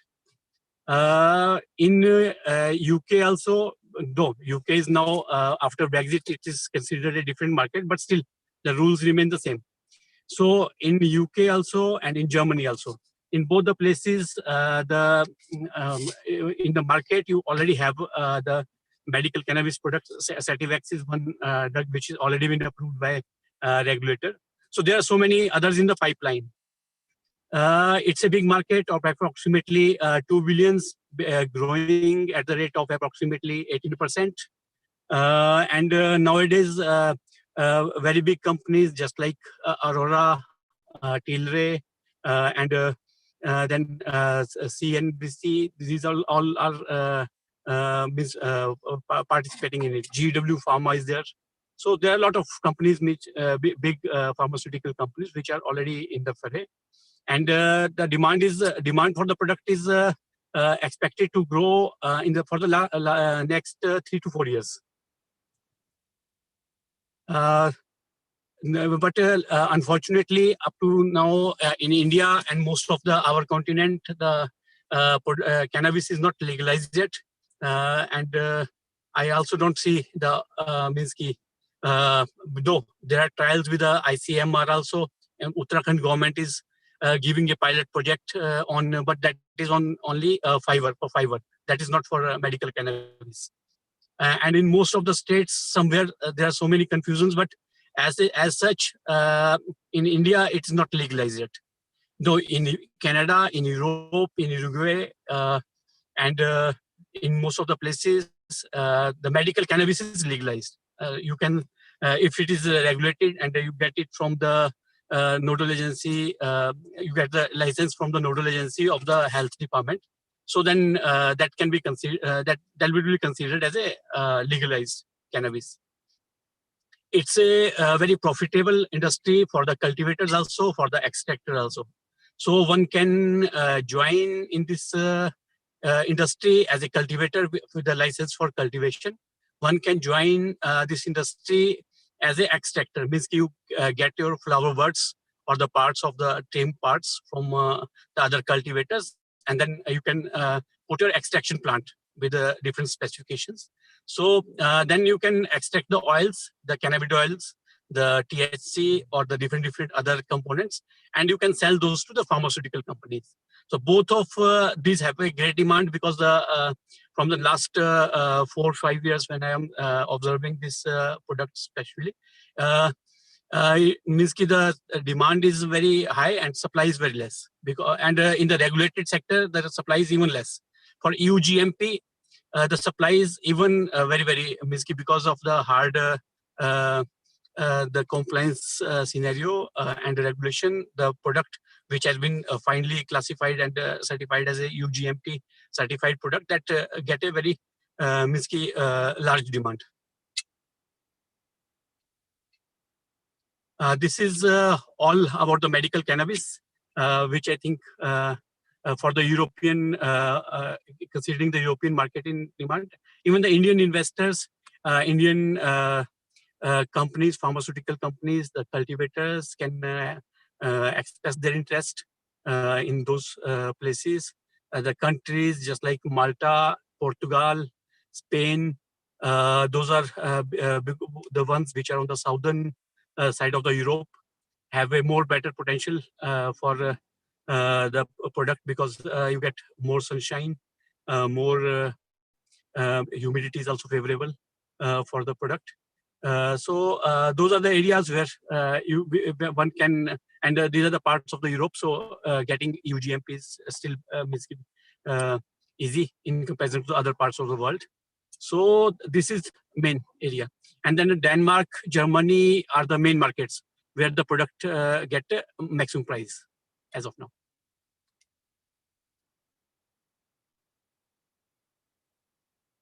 Any questions from delegates, participants? Yes, because I think the market for the medical is still coming up and it is growing right now. But recreation is one of the biggest, I think, and it has become #1 product in nutraceutical segment. Where a few countries, Uruguay is one, Canada is one, which had actually allowed the recreational one. Others, for other, in some states of USA, they had made, but the USA is in some states it legalized, some decriminalized. USA is mixed yet. Canada, Uruguay, these are the countries where we can say that recreational is also legal. In Europe, most of the countries, medical cannabis, which is cannabidiol, not THC, or THC with less than 2% of the THC in the total. So that is allowed on doctor's prescription. But cannabidiol, like how it is regulated? It's regulated by the drug authorities or narcotics? Yeah, it's regulated by the drug authority. Drug authority chooses the strains. So they choose the strains which has means give a genetic potential of not having more than 2% THC if they have to give it to the medical cannabis. Some special licenses can be for the THC, but then you cannot supply it to the market openly or pharmacies. Then you have to supply only to the extractors, only the drug formulators. THC is also, I think, good business for the pain and all this thing, relieving and cancer. Yes, and all for this the thing. all the pain therapies, especially for the cancer patients, the ones which don't have urge to eat more than for some terminally ill patients. So actually, there is no better therapy than these cannabidiol because it's more or less side effect free than from the current other opioids or from those all other compounds which are available. It is, I think, more better. But how's because American states which are allowing this, they are not allowing the imports of that. They want that to be produced in those states only. Yes, yes. So what is the scenario in Europe? Like, and if somebody in India does it, cultivation and all these things, how is the thing? Actually, in Europe, if you are certifying it from your country, whichever the country you are producing it, if it is legalized, means their health department has designated by laws, then they are made a nodal agency. And if you are getting the license from that it's a legal one. And the European Commission, if that also recognizes your country's health body or nodal agency, so then they consider it legal. So then you can export it. Then there are two categories. One is one is EUGMP and then GACP. GACP generally don't fetch the price more than not even 1/3, sometimes half of the price of depending on demand from the EUGMP. But EUGMP get the premium price always. Yeah, because now India has also signed UN cartel, what they were signing for the legalizing the marijuana. So hopefully India states have started. Nowadays because it becomes a little bit more easy because UN has already signed it. So that means because earlier all the countries had signed a charter with the UN. So that's why they are not decriminalizing what's doing. Now from the this legislative perspective, the things are better. But still, I think in India, still from the political spectrum and other spectrums, the people are not so much aware also. And what is my personal experience, means lobbying for different bodies, is that it will still take time. Yeah, because I think Uttarakhand and Jammu and Kashmir has allowed it. Right now. Uttarakhand has allowed it, but Uttarakhand has allowed only in the 1,000 acres and for one IAH, the Indian Hemp Association. So, but they had done it for the fiber use, not for the this cannabidiol or that. Then there was another company, Boheco, which has given it, but they had a collaboration with ICMR. So for the drug, so that is only for the research purpose. That is not for the market purpose yet. And Goa is, I think, opening up soon. Yes, that's what we are hearing. Maybe. But actually, there is still, means you require, just like in US, because there are so multiple agencies. NDPS is one, NDPS is Central Act. So if a state agency will give you a license and central agency will not do it, so it will still, means then it will go to the courts and you have to decide. So that is not a scenario, means where investments can occur, or means you can get a loan from bank or other finance or investors, means confidence cannot be there. But yeah, in the scenario where means if it is legalized, we can produce it legally in any state of India, we can definitely export it to Europe. Or otherwise, till that time, what most of the investors can do is, actually they can make a company, just like in Portugal, they can make a company, in Spain, they can make a company. And then up to that time, they can win the market, means have the regulation and those all of things, extraction and those all things are done. So if they do it, so they can export it to the Germany. Germany does not allow cultivation, but it allows import. Means you can export it to Germany. Similarly, I think Netherlands also does not allow cultivation, but allow means import from other countries if it is legalized.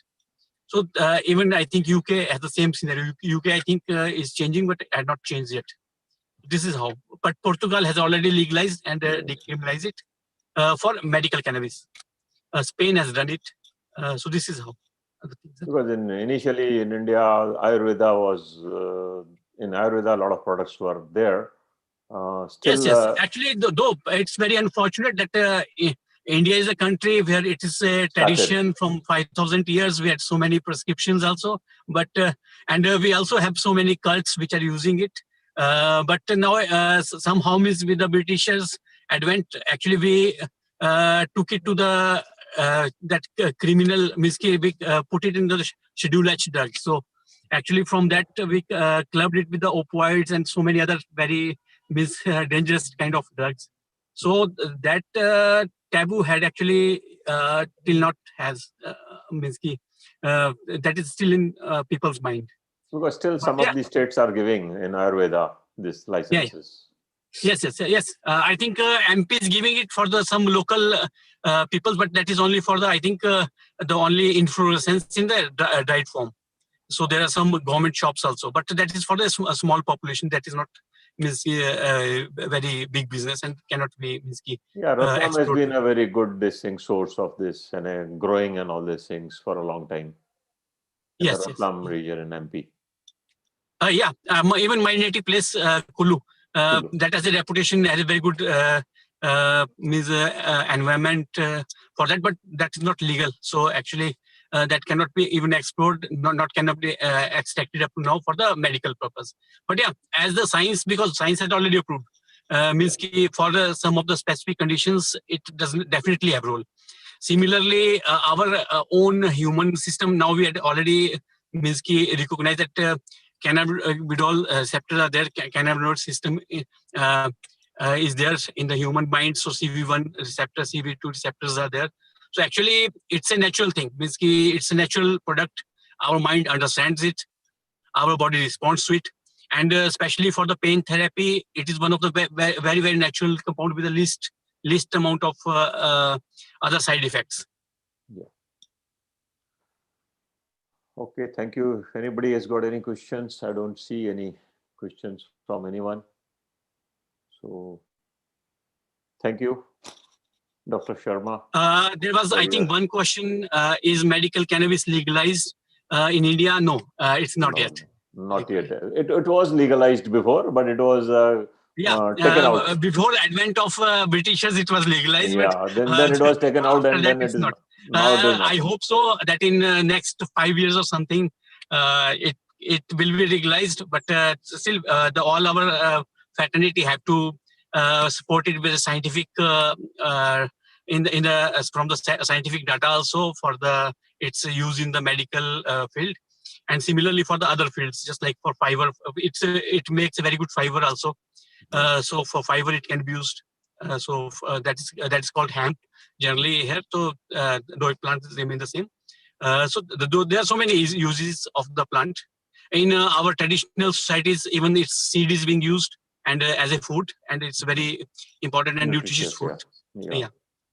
So there are a lot of work for the scientific community to do, for the investors also, because it has a very good potential market for medical purpose also, fiber also, and for food also.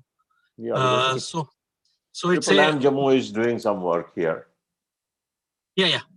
Jammu is doing some work, and they have started a clinical trial also with Tata Cancer for the pain management. Yes. As yet, nobody is doing any work on the neurodegenerative diseases for this, which is, again, this is good for that. Yes, because in the last 2 years, I'm mostly attending most of the, even the doctors, pharmacists conferences also world over. So my understanding of the subject is that actually in most of the diseases, it is the trials are going on a very advanced stage, and in some of the diseases, it's getting a very affirmative results also in the clinical trials. But the process is long, because even to take that any drug, just like Satavix and those all 2-3 drugs which had already been approved by the drug regulator, so those had been started very early. So for all other drugs to have their effects, what are the mode of actions, those are all things, and what are the side effects. So first those had to be cleared. So after that, I think there will be something. Yeah, I hope Government of India opens up early, so we are not very late for these. Yes, bursts. yes, yes, yes, May- yes. may- may I research- ask We a will not question miss to the. Dr. We had missed industrial revolution. We had missed so many Yeah. things, but I think we will not miss this revolution. Because it's, yeah, it has been our traditional product, so we should. Yeah, and India is actually the world's pharmacy. It is now being recognized as the world's pharmacy, so it should not actually lag in this very important aspect of Product, yeah. drugs. Yeah. Excuse me, Dr. Sharma. Yeah. Can I ask a question if you have time for Yeah, few more minutes? Yeah. I work basically in the extraction sector. And my domain of work is phytochemical processing and process engineering per se. So I'm just curious to know, is there any research gap regarding extraction and purification of CBD? Where we No, I don't think, because nowadays most of the regulators had, because there are so many extraction technologies available, and most of them are because of their there is only one concern, that is on the residue. But residue, any extraction method has on the final product. So I think from that angle also, what is my knowledge is that the technologies had already been standardized. Okay, and according to your opinion, where the most of the work on genetic selection of the varieties for lower THC content and higher CBD content is being done, so that we can get proper genetic resources if we want to start our work. Yeah, actually, Israel is one country. There are so many farms. I already have contact. Israel is doing a lot of work on the genetic strains, identification of different strains with the low CBD, high CBD, high CBG, low CBG, or specific means ki this much of CBD or this much of THC. Then Amsterdam, as is the world capital of cannabis. So there are so many companies in Holland also, even some based in Amsterdam, which had already specialized and already have so many strains for this different chemical constituents already done.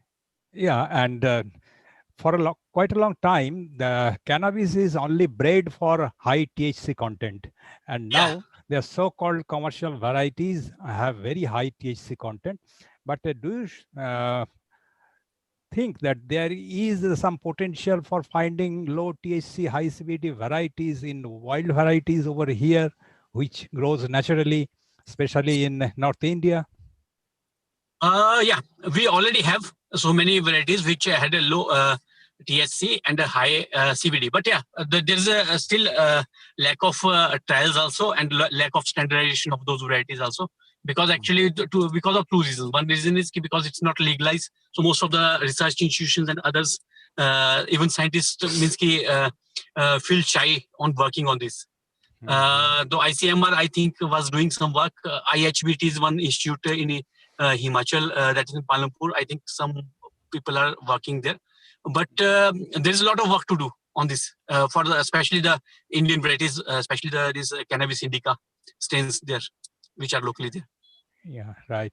Thank you very much, Dr. Thank you. Sharma. Thank you. My questions are answered. Okay. Yeah, thank you. Over to Mr. Hingorani. Actually, Triple IM has imported a lot of these seeds from Israel, and they have those varieties which are having more of a cannabidiol rather than the THC.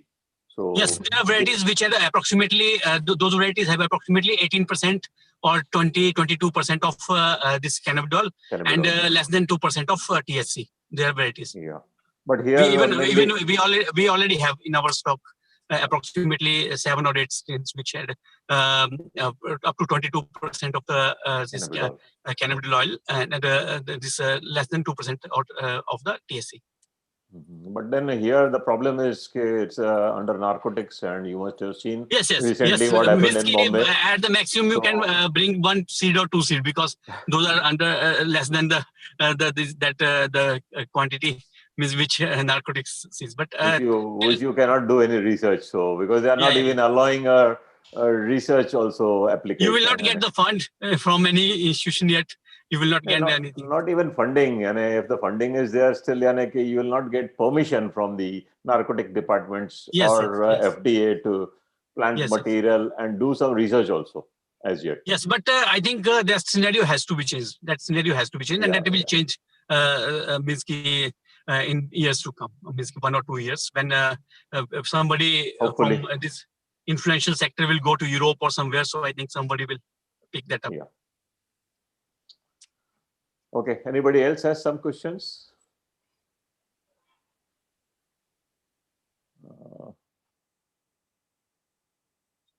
Legalize, she is asking, then can medical cannabis be imported into India for extraction purpose?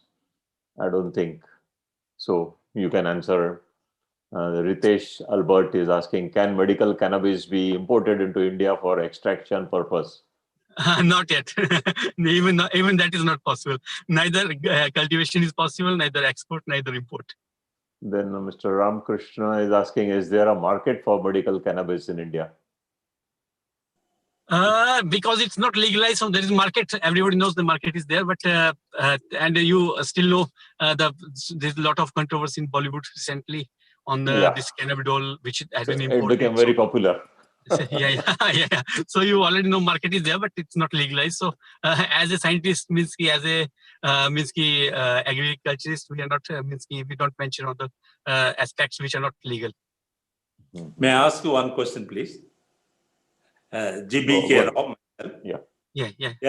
Somalata is the one which is Sarcostema acidum, that is called moon creeper, Somavalli, Kondapala. The parts used for stem, seeds, latex, and roots.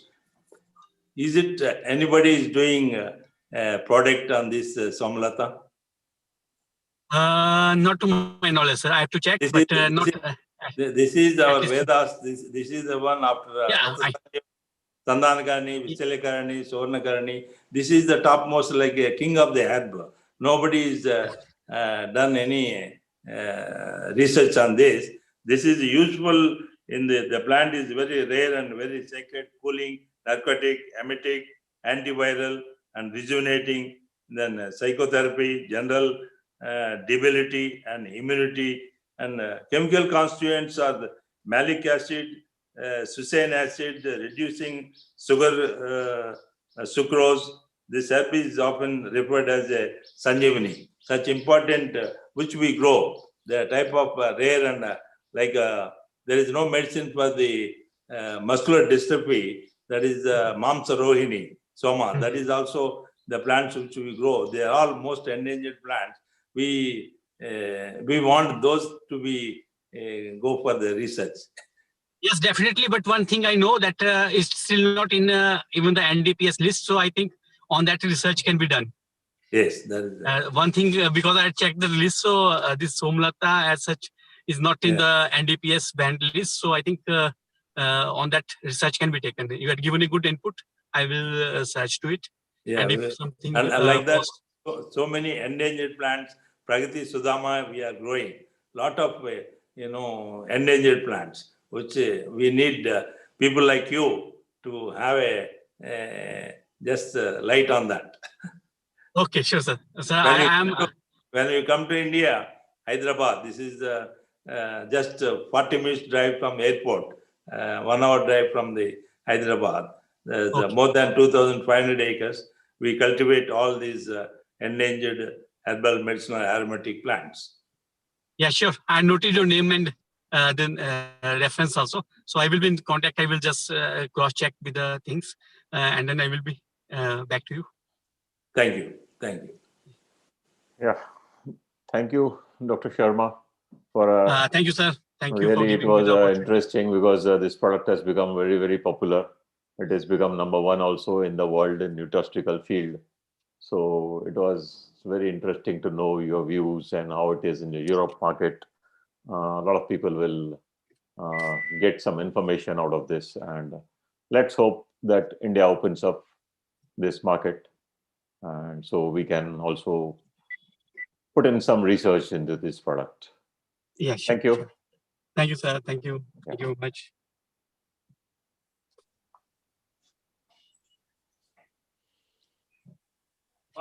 Yes, sir. May I request Dr. Lal Hingorani, sir?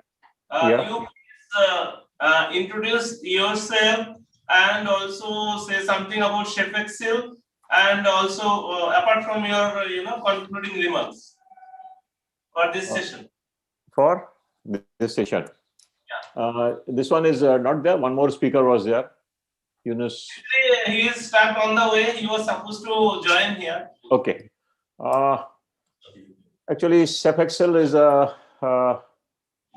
organization for the vegetable and sap extracts. This is for exporters. It's a government and a semi-government organization.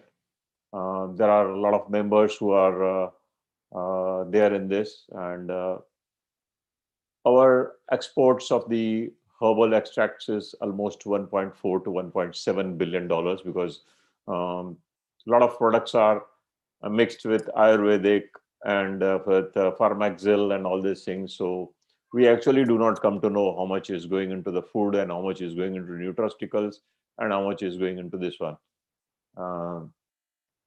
Chef Excel helps these people, those people who are members. They give them a lot of information about the exports potential of the herbal products, regulations in them, and they participate in a lot of exhibitions where the members can participate along with them at a very, very comfortable price. Government of India is, through Chef Excel, is giving a lot of incentives for exports of these herbal products, and for your certifications, then your upgradation of the laboratories to going for the exhibitions and all this thing, marketing. So a lot of schemes are there in that, and we have been members for a long time, and this year I've become a vice chairman of the Chef Excel. My company is Famanza Herbal Private Limited, which is in herbal extraction for last 25 years.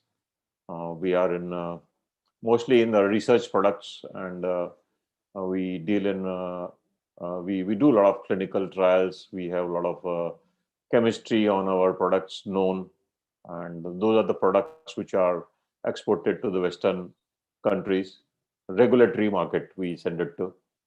They are being used for the nutraceuticals mainly, not for the medicinal use there. Here we are using into the Ayurveda as well as nutraceuticals. Ayurveda, which is coming under FDA, and in the Western markets, it is mainly nutraceuticals. There are medical products in the, they are saying botanicals and medicines, they call it. Europe and all those things, they also registered for the, once you have number of clinical trials and its safety very well known, then you can go and register there as a botanical drug also. And that has got a different market where it can go for prescription, and you are allowed to use it for certain diseases. Otherwise, these products mainly which are going from India are going for nutraceuticals, and they are for avoiding the diseases. Like you can take it for prophylactic purpose and all these things. You cannot claim anything for its end use. You can say that it is good for, say, joint health, bone health, heart, this thing, good for it, but you cannot say it is used for arthritis and all these things. Market is quite big. We are just 2 or 3% of the market is taken by the Indian. Recently, in last 5 to 10 years, a lot of products are coming up in the international this thing arena from India. The first product which came up and became very popular was curcumin, which is from turmeric extract. That was 2 years back was number one, and when this CBD came up, CBD went to number one, and this turmeric was number two product in the nutraceutical field. Because a lot of it's not that because it was in Ayurveda and all these things. That is one of the reasons. But on that basis, a lot of research was carried out in the universities in US, in Canada, in Australia. And those research things, they brought the product up to that level. The second product which has come up is ashwagandha, which is again a very good product. Recently, you must have seen that ashwagandha has been used in COVID also for its property for immunity building as well as anti-inflammatory properties. So that product is coming up quite well, and it is in first 10 products in the world right now. Because if you see the research which is being carried out in ashwagandha has grown up like anything. There are almost 3,000 publications on clinical this thing efficacy and pharmacology of the ashwagandha which have come up in last 10 years, and due to that, attention goes to the from the customers in those countries, and they see this. And there was a company here which promoted ashwagandha like anything. They were that company is just on single product company. They just promote ashwagandha, and they promoted it like anything and became very popular. And so like this, there are products. We have been listening to the people like Dr. Rao was talking about a lot of products which are very good, but you require a lot of research to enter that market, because once you are going to that market, and you cannot say, okay, it is written in Ayurveda, so you take it. They want proof as per the modern medicines. They want, you say that it is written in Ayurveda, and even Ayurvedic text is also saying people are using it also in India in this, but they want a good clinical trial on that, and they want chemistry known of the product. The product should be known very well, because batch to batch variation otherwise occur. But if you see ashwagandha also, different regions, it is like from 0.1% of ethanolites to 0.35% of ethanolites in the raw material, the roots. Then which one you are taking for extraction. So your product will again depend whether you're doing a water extract, whether you're doing hydroalcoholic, or whether you're doing alcoholic extract. So your variation will come. So on which product you've done a clinical trial and which raw material you use, these things are important, which are not there in our publications which we are doing for the clinical trials. So clinical trials are to be also published very well with chemistry and all these things. So these things are required, and a lot of technology is available in the country, and a lot of very good companies are there which are doing it. Almost, I would say, there are 20 top companies in herbal extractions which are doing a lot of research work, and they are the ones who are mainly, though there are almost 3,000 units in Ayurveda and all these things, but these are the companies which are making the standardized extract which is required for the international market.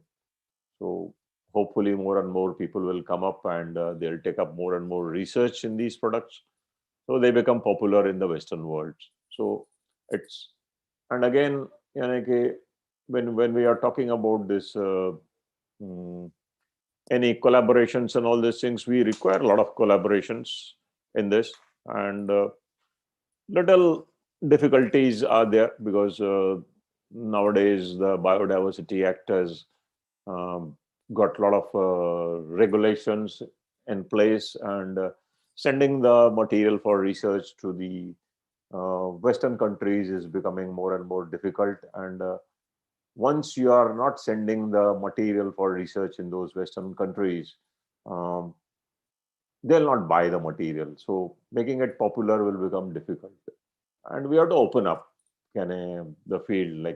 If we have to have bigger market, the farmers to gain more money out of this, what we can see from this Dr. Rao's this thing, a lot of farmers must be gaining, and from this, rather than just sowing regular your wheat and rice crop, they are going to these crops. The per acre yield of their money, what they'll be getting, will be much higher than the regular crops. And if they are gaining more, and if the tribals who are staying in the forest, they are gaining more, we should see to it that we develop this business more, and that goes into the uh, different international market.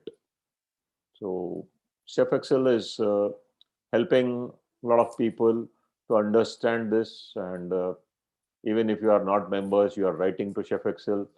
Chef Excel will be able to help you out starting the something or understanding something about the regulations, laws, and all these things, as well as the market where it exists and all these things. It's because it's a very regulated market that your business is. So you have to be very much perfect. Like, you cannot just go and sell any commodity there. Like, it has to be research oriented and very, very, or you make it as per the requirement of the market. Now, whatever they want, you just produce it and go on giving it. That will become a generic product. So what kind of business you want, that opportunity is existing, and much easier than the herbal. And you must have seen during COVID period, a lot of products became very popular, and probability is the less number of cases which are coming up in India is due to people taking up these herbal products regularly, and spices and all these things. So because of our intake of spices, probably we have a better immunity than the other rest of the world. So I think this is a good business to start, and hopefully this will. And it's not that only COVID, but any viral infections and all these things which keep on coming regularly with the seasonal change. These products will be very popular. Thank you. I think the last speaker is there, or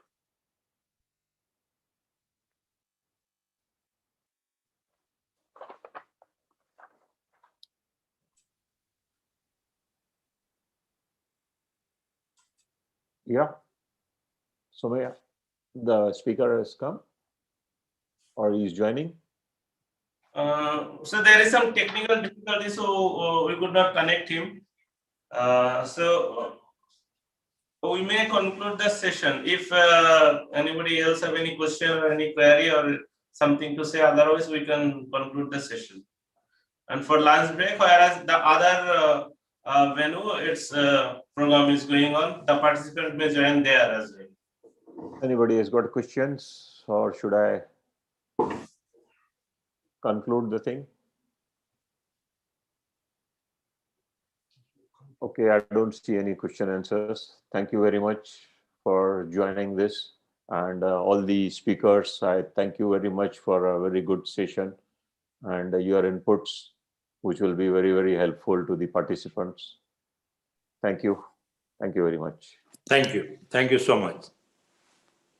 Thank you very much.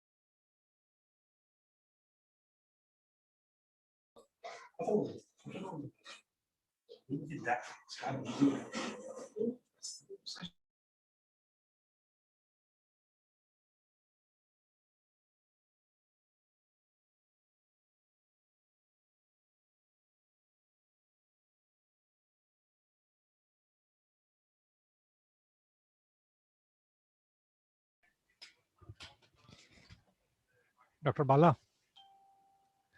Hello, can you hear me, Dr. Bala?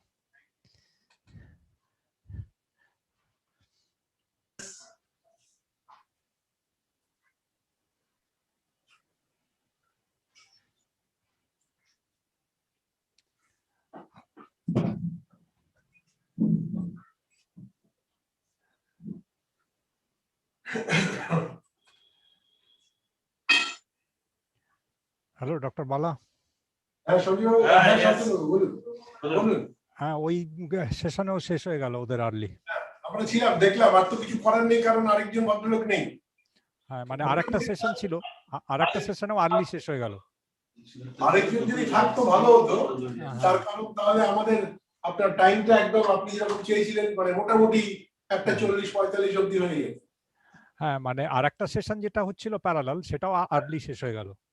ও, সেটাও এখন শেষ হয়ে গেছে? হ্যাঁ হ্যাঁ, আমি ওটা ঢুকিনি, আর উপরে ওরা আছে। আমি, হ্যাঁ, ওটাও শেষ বোধ হয়, ওটাও মনে হয় শেষ, কারেক্ট। মানে বোঝা গেছে একটু টাইম বেশি রেখেছিলাম আমরা। না ঠিক আছে, পরের সেশনটা আমরা টাইমলি আরম্ভ করতে পারবো। পরের সেশনে ইম্পর্টেন্ট স্পিকাররা আছেন। 3টে আছে, এবং 3টে সেশনটা ডক্টর শাস্ত্রী করবেন, আমি জানিয়েছি। করে দেবো, এরা করে আমরা ওটাকে শুরু করে দেবো। ঠিক ঠিক আছে, ঠিক আছে, ঠিক আছে। ভালোই হবে। এই মাথায় রাখা হয়েছে, দেখা যাবে।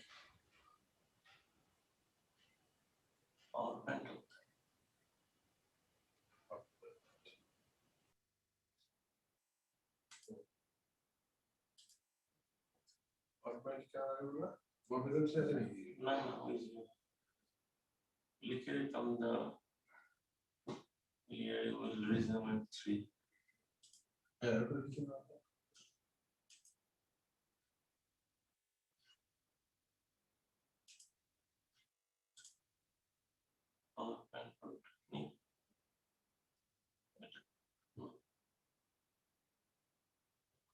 পাওয়ারপয়েন্ট তো তোমার কি হবে? পাওয়ারপয়েন্টের মধ্যে ওই ওপরেরটা হবে। পাওয়ারপয়েন্ট দিয়ে এই যে পাওয়ারপয়েন্ট, ওই যে এই দাও।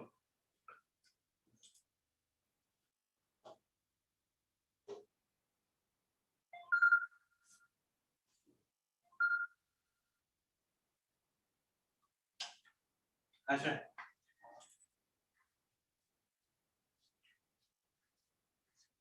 আচ্ছা।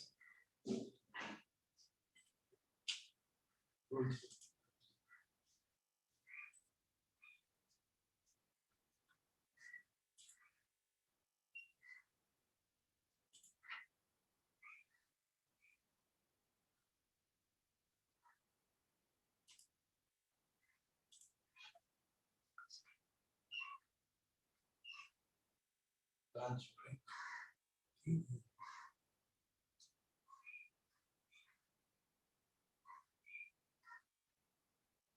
কি বলবো, দেখে বলো। Very much to the CH.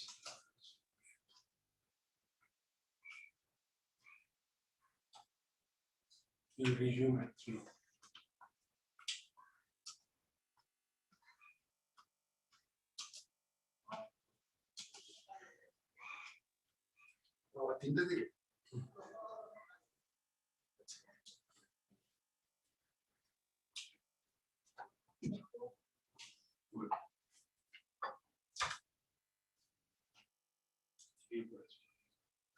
দুটো ওই হলেই দিয়ে দাও,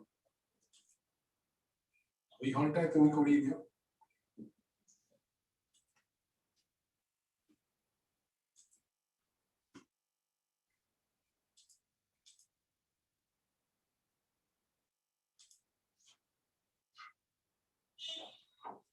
তো আমি বেরিয়ে, এখানে আমাদের 3টে হলের মধ্যে যুদ্ধ করতে হবে। হ্যাঁ, আমি এখন তো ভাতটা কেন ওটা তো ভাতটা খাওয়াটা আমি রাখতে।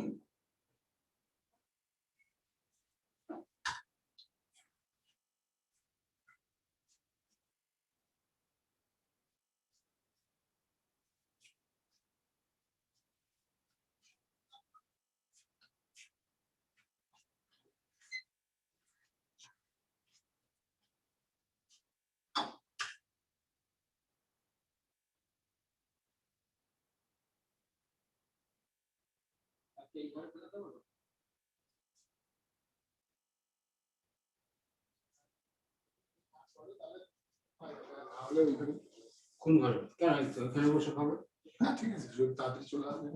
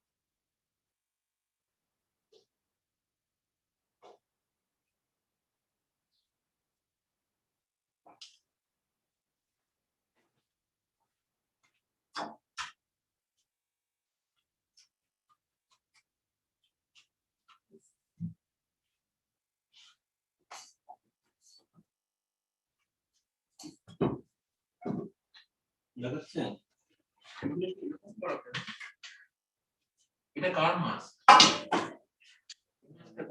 এখান থেকে শেয়ার করে দিচ্ছেন নাকি এটা দেখাচ্ছে? ওইটা দেখাচ্ছে। আপনি আমার স্টপ শেয়ারিং করে দিচ্ছেন। তুমি এখানে আবার বানাতে হবে। হ্যাঁ, বানাতে হবে। বানিয়ে না?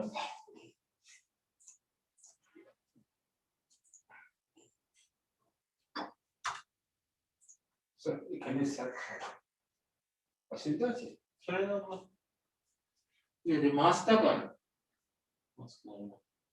কার মাছ? এটা নিয়ে যাও তো।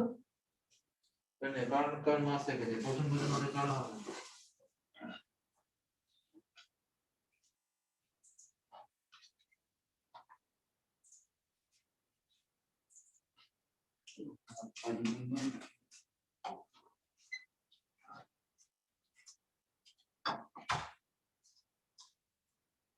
Will reserve it. Gender movie.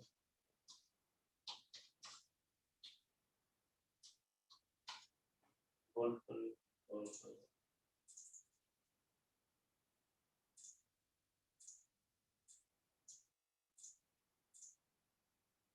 Hold for it.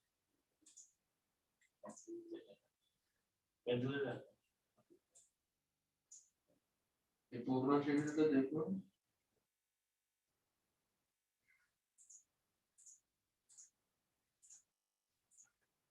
Stop sharing করে দিচ্ছি না?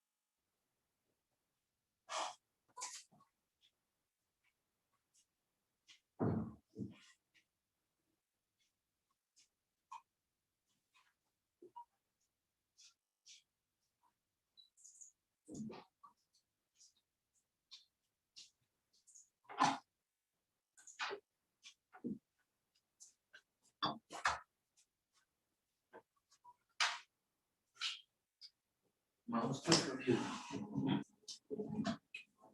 দিন। স্যারের এখান থেকে এখানে এখানেই রাখো, ওখানে রাখতে চাও প্রোগ্রামটা শুরু হবে তো স্যার খাওয়া হবে। ও আচ্ছা এগুলো কাটাতে খাওয়া হয়ে গেলে পাঠাতে করে শরীর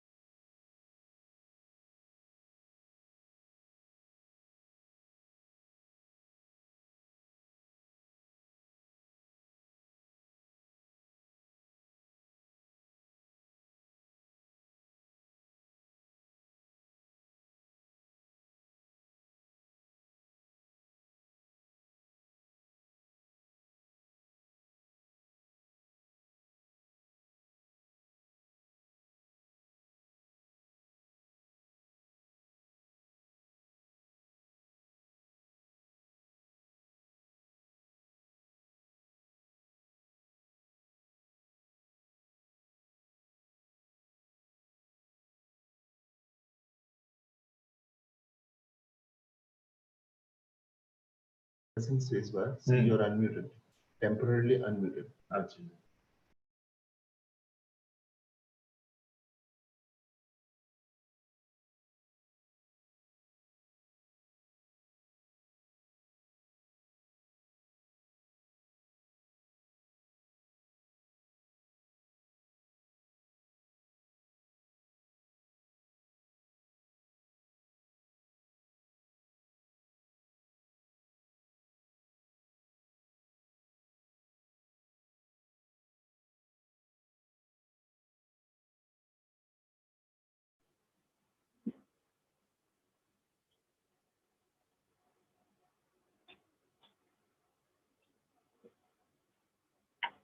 A very good afternoon.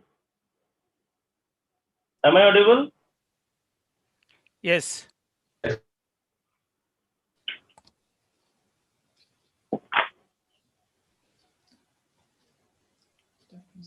Dr. Bala, please turn on your video.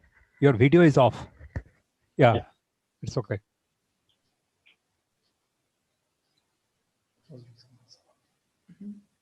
A very good afternoon to all of you.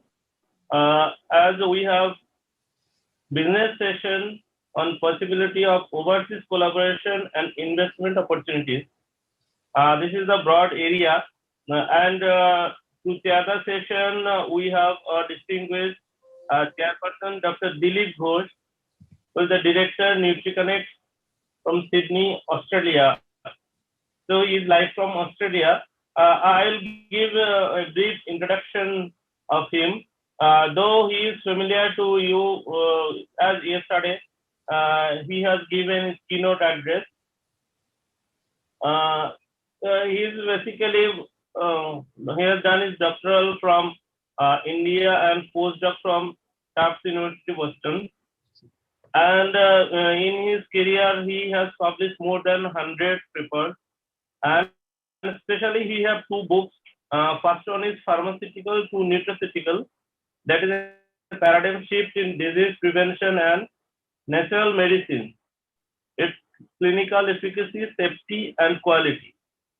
It is published simultaneously in 2017 and 2019. Whereas his latest book is on nutraceutical in brain health and beyond. It just published by Elsewhere. Actually, we have heard his lecture at Jadavpur University, as he has given Triguna Sen Memorial Lecture, arranged by Dr. Pulak Mukherjee. So on that day, actually, we know him, and he is the right person for this conference, especially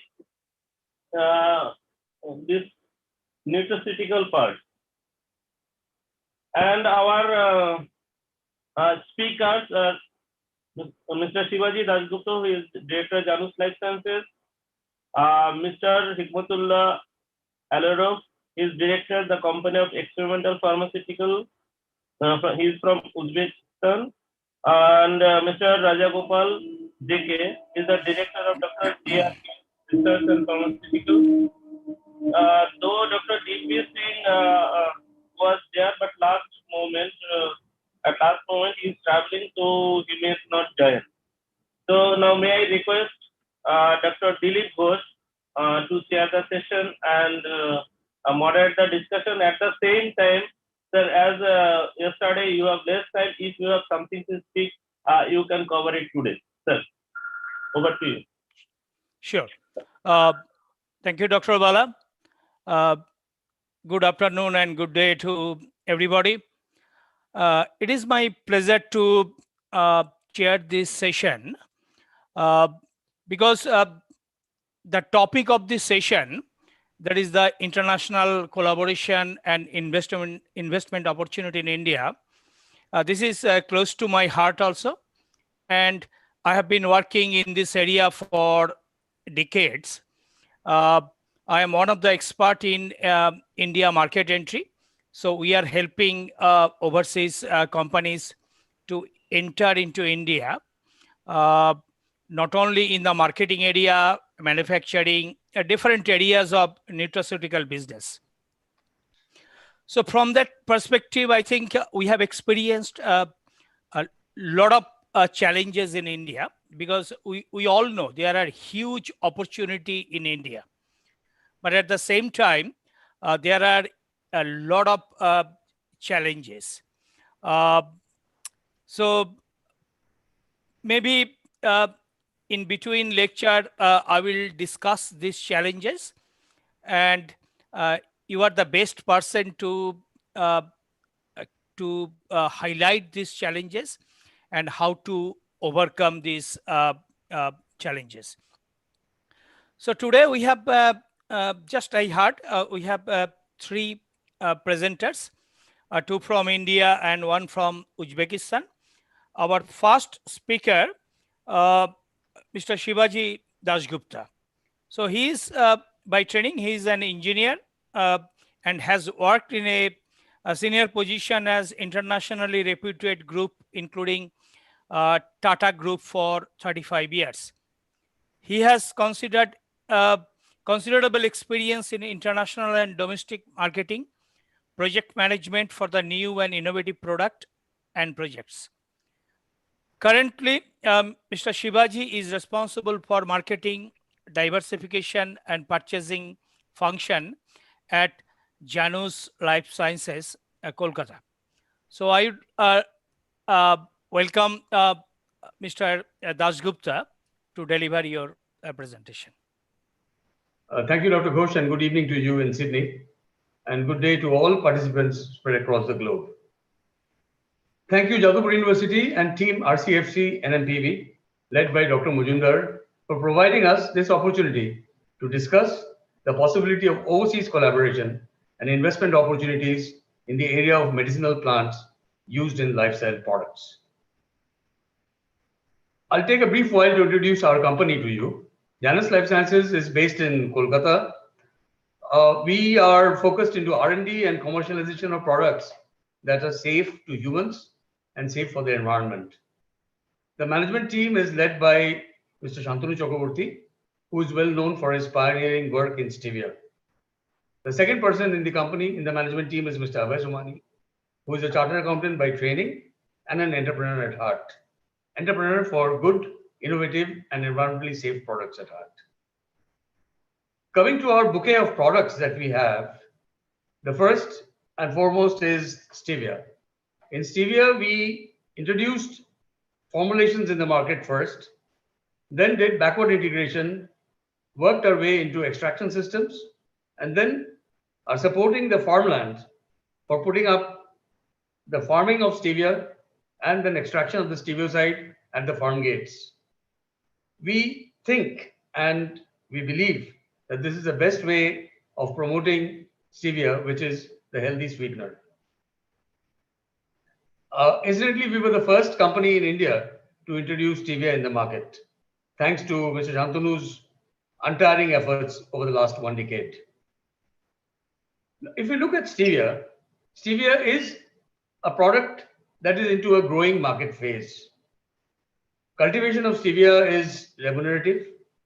Extraction of stevioside from stevia is equally remunerative, as are the formulation business in the country and across the globe.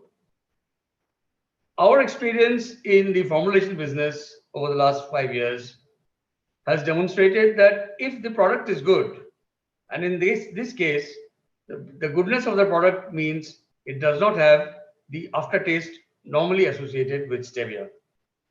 We have been able to successfully overcome this challenge, and our products have met with reasonable success in the country, and we are India's top-selling brand. The brand name is iStevia. We have a growth of about 10% CAGR over the last 5 years in the formulation business. On the formulation side, besides the normal beverage sweeteners, which is good for hot and cold beverages, we have diversified into specific sweeteners targeted for the Indian sweetmeat industry. We have premixes for sweetening of sandesh. We have premixes for sweetening of rasgullas. Work is on for developing and commercializing sweeteners which could be used for even jalebis. I am happy to tell all of you that surprisingly, the market for this zero-calorie sweetener has been good even in the so-called rural belt in the country. A large part of our Indian sweeteners are being bought by small and medium-sized sweet meat companies spread across Bengal. When we looked at stevia and the formulations, what we found is that 90% of the stevia glycosides were being imported out of China. Mr. Chakraborty has got first-hand experience working in China, and from his experience, what emanated was that the Chinese were in only for the very large-scale farming and extraction business, which would mean a minimum farm size requirement of 100 to 150 hectares. In India, this was a big challenge because hardly anybody would have that kind of a farm holding. So the team at Janus started working on extraction system that would be commercially viable even when we are working on a small farm size. I'm happy to tell you that we have been successful in this, and today Stevitec 100RF, which is our model stevioside extraction system, can be supported by a farmland of as small as 5 hectares if you're working in one shift, and about 10 hectares if you're working in 2 shifts. We have done the commercial workings for such a system, and we can tell you today firmly that it is commercially very, very viable. A unit of this size of 100 RF, we are selling at about $70,000 US, which compares very, very well with what the large Chinese people have been selling on a per ton basis. Now, when we come to extraction, again, the issue is where do you get the raw materials? And that is where, again, the team at Janus started working on varieties that would be suitable for India and working on varieties from where commercial extraction of stevioside would be possible. This led to us working across the country in various fields. And today we have been able to isolate certain varieties which are suitable for the Indian environment, suitable for Indian farming, has got enough stevia glycosides in it to make it feasible for commercial farming. I'm happy to tell you also that our technology for farming and extraction is being carried across into South Africa, into Bangladesh, in Egypt, and also we are working in Uzbekistan for our products and systems. Now, coming to the market, what we are seeing is, even if we talk about stevia being used, steviosides being used only by the population which is drastically affected by diabetes. The population of diabetic people in the world is today 450 million. And unfortunately, the numbers are growing by about 10% annually. In India, we have close to today 73 million people who have been diagnosed to be diabetic. And in India also, this population is growing at about 10%. Unfortunate, but that's true. So if you look at this population alone and just take 10% of this population as the target market for the first 10 years, this alone would be equivalent to putting up 200 extraction units of our 100 RF in the next 5-6 years. I'm sure the numbers would be much, much more if we are targeting and looking at more than 1% of the population. Our presence in the market and our experience in the market shows that if the product is good, the price band is not a very, very, very great hindrance. There are people who are willing to buy the product at a slightly premium price if they're satisfied and can get nearly the taste of sugar without absorbing the calories that are there in the sugar. So this is a focus area that we are working on and have been successful, reasonably successful, and we hope that the market keeps on growing. And here we could discuss with people in India and across the globe for licensing of the technology or having a joint venture. We are willing to have a joint venture across the globe where we participate with equipment and part financing and also help in the marketing of the product. The second product that I thought I should talk about is a botanical herbicide, which is Cardex. Again, born out of a lot of research in the company led by Mr. Shantanu Chakraborty. This has been derived from cashew nut shell oil. It is very well known that cashew nut shell oil could be a very good larvicide for the market. But the challenge was in emulsification of this. And we've been able to do it. And the efficacy has been tried and proven to be equal or if not better than the chemical larvicides that are available today. The market for this is also huge, and cashew nut shell oil should be available across the globe. We are again willing to license this technology for local use across the globe. We have uploaded 2 videos in our virtual exhibition stall. One is on the extraction system for stereocides, and the second on the efficacy of Cardex on mosquito larvae. I think if people are interested, they could have a look at that. The third product that we have is not medicinal plants. It is a pectinase enzyme, which is used for improving the quality of tea in the tea factories. That is also doing well. That's all that we had to say in this presentation. Thank you very much.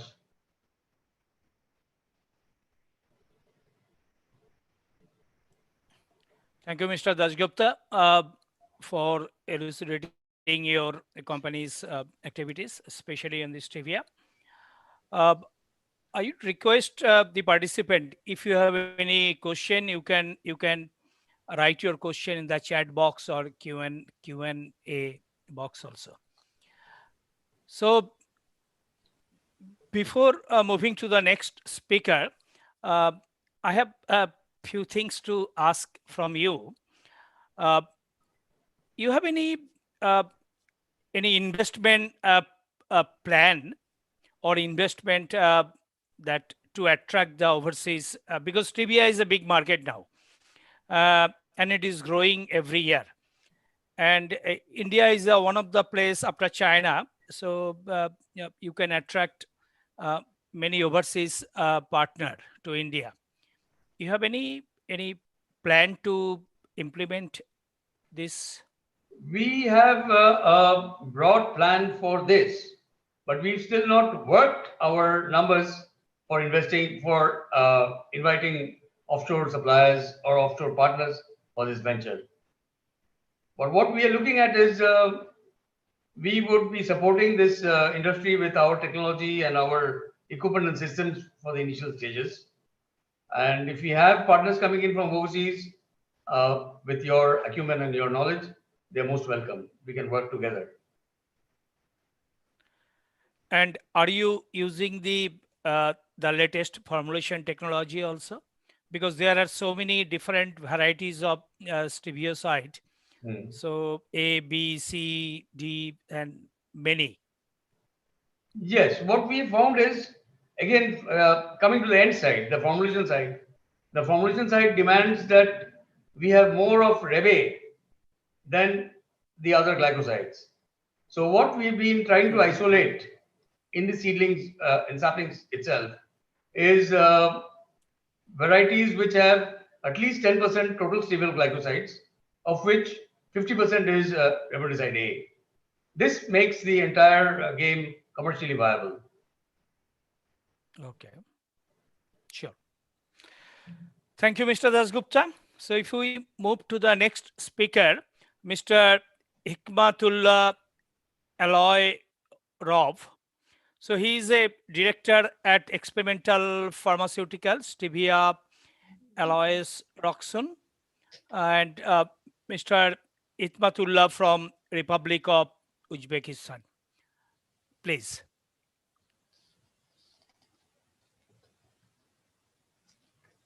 Assalamu alaikum, dear participants of the international conference, dear ladies and gentlemen.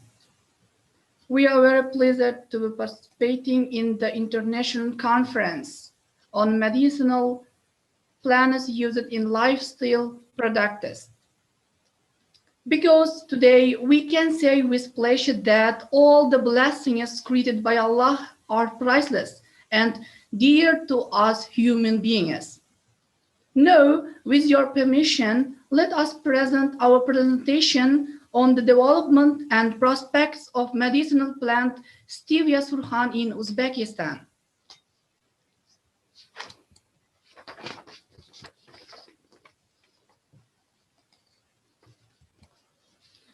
In that map, you can see geographical location of the Republic of Uzbekistan in center of Central Asia.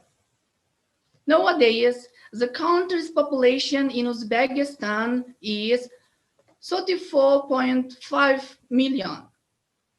Uzbekistan also becomes an observer in the Euro-Asian Economic Union. And as we know, members countries such as Russia, Kazakhstan, Belarus, Armenia, and Kyrgyzstan. If we look at the results of for the last 9 months of the 2020, we can say the volume of imports of sugar and sugar products was $186.2 million.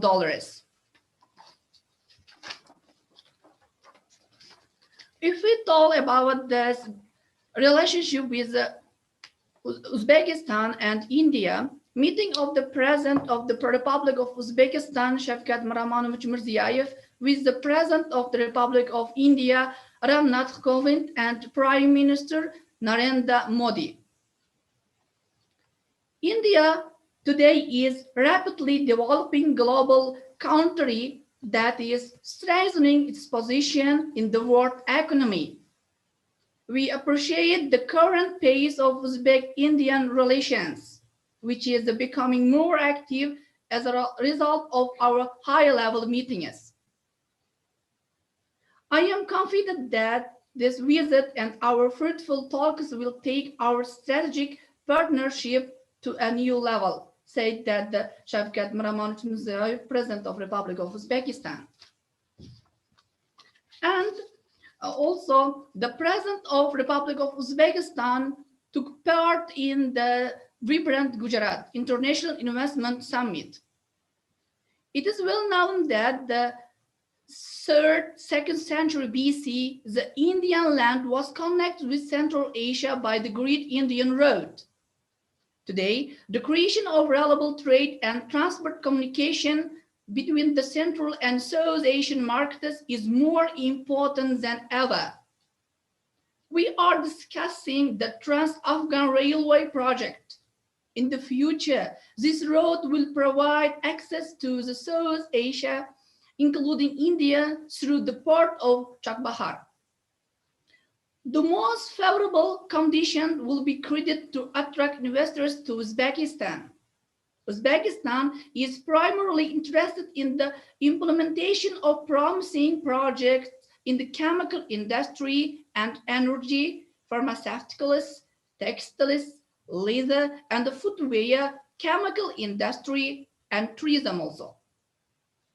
Due to the huge economic potential of Gujarat and its partnership with Andajan region, we propose to hold a business forum of Uzbek-Indian regions in Andajan, the birthplace of King Babur and the ancestor of great Akbar Shah this year.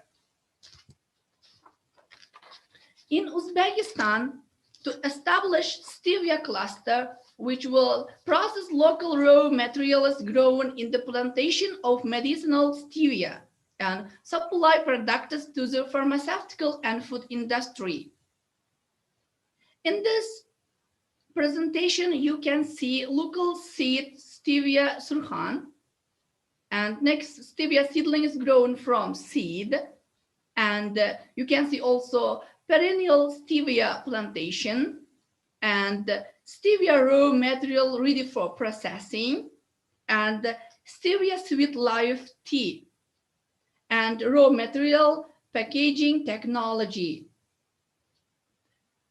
It said you can see this product and it is produced from our company, but in the future plans we can say that complex technology for processing raw materials. And also, if we have complex technology for processing raw materials, we can produce product stevioside and riboside A.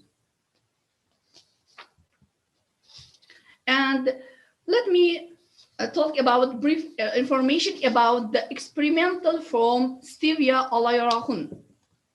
First of all, we are going to talk about our activity. Our experimental farm enterprise stevia olayorahun, operating in the Shorty district with typical subtropical climate of Surkhandarya region of the Republic of Uzbekistan, has been approved by the Cabinet of Ministers of the Republic of Uzbekistan. Based on requirements of the resolution, on basis of approved order number 102 fee, approved the program cultivation of stevia and development of food production using it. And we can, if to tell about the achievements of our company since 1996, in collaboration with scientists from the National University of Uzbekistan and Tashkent State Agrarian University, stevia rebaudiana bertoni has been included in the state register of stevia rebaudiana himself, and the prepared seedlings were planted and cultivated in our joint research area. And scientific experiments were carried out on experimental plot, and in order to obtain seeds, which the plant was fully adapted to the climate condition of the local district and cultivated. As a result of this, high sweetness stevioside in the leaf, 12.5%, which is 250 and 300 times sweeter than consumed sugar. Homeland of Paraguay, it is 6-7%, Russia 5%, and European standard it is 10 or 10.6%. In extract, 46%, and in powder, 72.8%.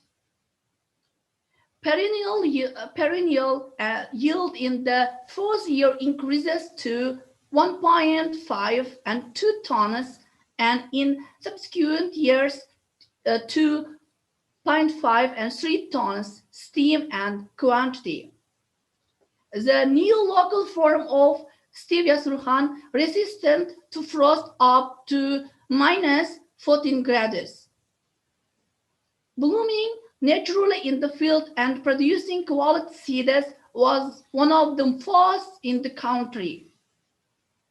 The results of our joint research have been summed up, and for the first time in science, a scientific and methodological manual, Fundamentals of Agricultural Technology for Growing Stevia from Seeds, has been published.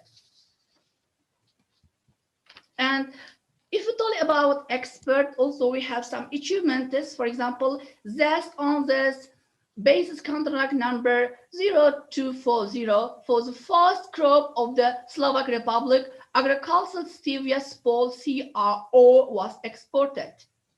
Because on April 10 and 12, 2000 in Bratislava, at a meeting of Uzbek-Slovakian Intergovernmental Commission, at the initiative of the Slovak company Stevia CRO, Stevia Inter CRO was held for joint cultivation and processing of stevia in Uzbekistan, agreed to establish a joint venture.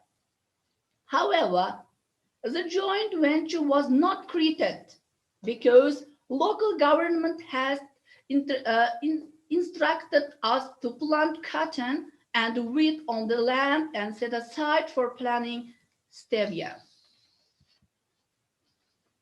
And after independence, supported by our government, and finally, sincerely thanks to the Creator, today the resolution of the Cabinet of Ministers of Republic of Uzbekistan, number 251, dated August 29, 2015.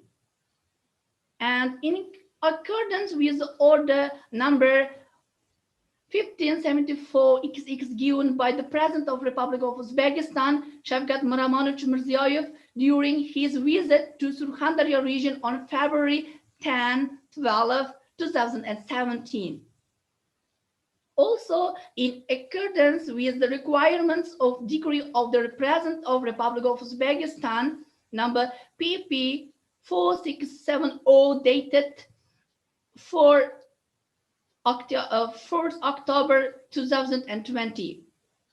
Step by step, work on the creation of medicinal stevia plantations on the basis of our enterprise on the area of 1,000 hectares of land in Sochi district is being carried out repeatedly.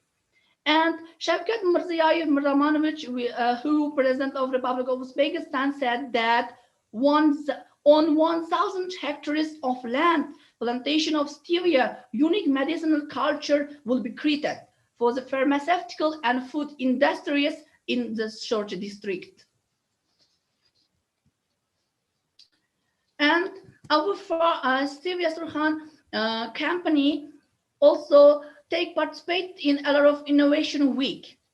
For example, our company take an active part in the International Forum of Innovative Ideas Inno Week 2018, which was held on October 23-25, 2018 in Tashkent, and also was awarded gratitude literature from the Minister, Innovative Development of Republic of Uzbekistan.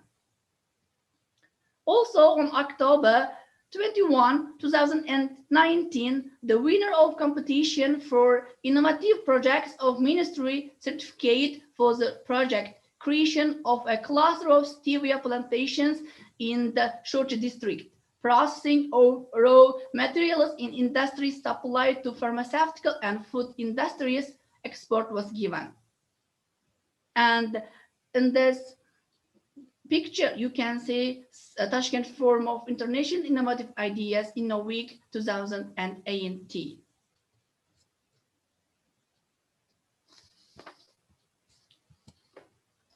And also stevia is medicinal plant, and it is also priceless thing which given by Allah. And this in this page, you can see innovative projects belong to the stevia, especially in the field of pharmaceutical and food industries. For example, we can use this stevia for fight against diabetes, dietary, gluten-free, and products. And stevia is used for pharmaceuticals, food, cosmetics, and agriculture also. According to the IMRFC, the use of stevia extract around the world and to the pharmaceutical industry becomes 12%. And to the food industry, it is used 22%. In the manufacture of the confectionery products, it is used 18%. And in the preparation of soft drinks, it is used 48%.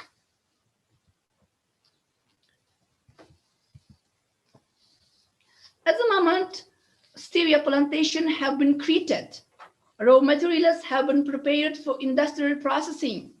A seed fund has been accumulated, and plant seedlings are being prepared and in order to increase the area of plantation.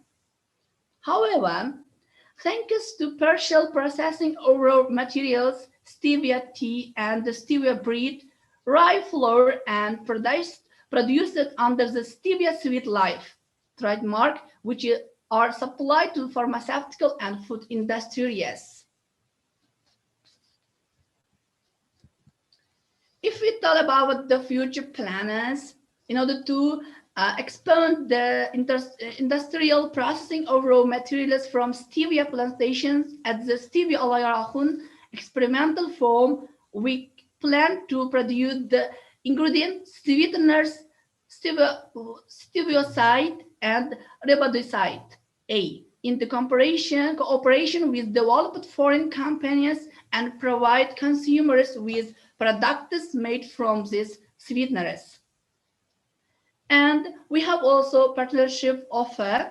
It will be reliable and available and promising partnership. To this end, we propose to supply ready-made raw materials for stevia to foreign processing companies and cooperated in processing future-grown raw materials. You can see in this following years about our partnership offer, and this year, especially, it will be 20 tons. And next year, 2020, it will be 40 tons. And if we have there and 2023 and 2025, it will be 60, 90 tons of raw materials will be produced. And this page, you can see the stevia alayarahun experimental form and stevia extractors also it was given, and you can see, and if yes, this is this is about the open source international business forum which held on in 2019 in Termes. And it's also very useful for our alayarahun experimental forum.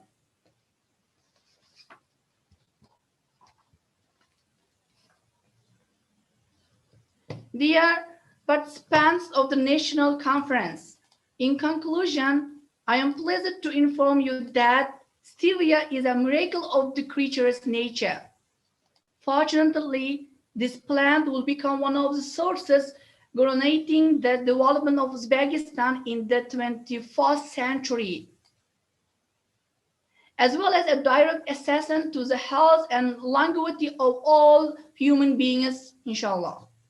Because in international medicine, in a body that regularly consumes stevia, it is said to rejuvenate cells and slow down organ aging.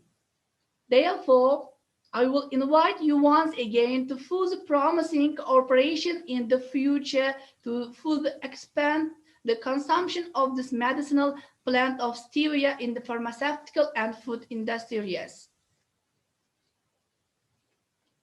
Yours faithfully, Hikmatullah Alayarov, Director of the Company of Experimental Pharmaceuticals, Stevia Alayarahun, the Republic of Uzbekistan.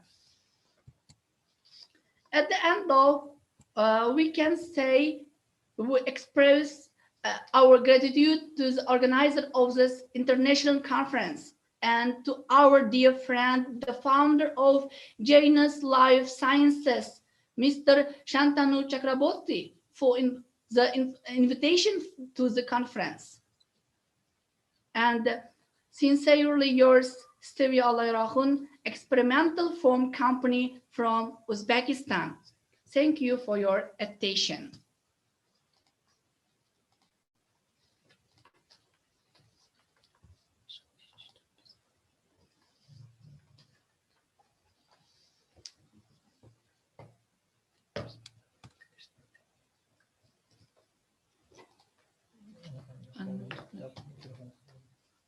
Please, your voice is unmute, please.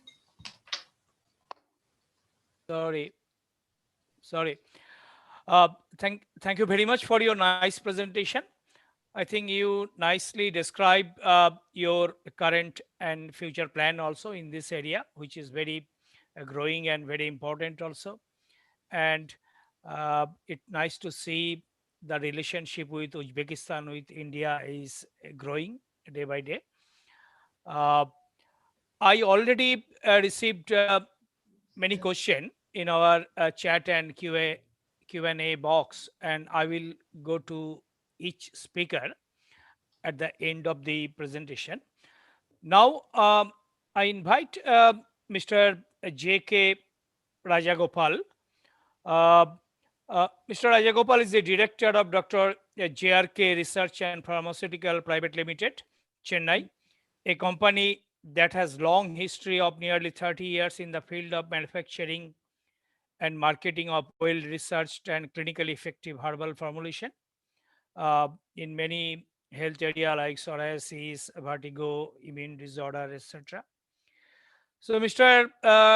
Or Dr. Rajagopal is a mechanical engineering graduate from BITS Pilani and a business management graduate from XLRI Jamshedpur. Rajagopal has several years of extensive experience across the discipline and also different industry from automobile to pharmaceutical. And the company is known for its innovative approach and was recognized by the Confederation of Indian Industry as among 25 most innovative companies in India in last year. So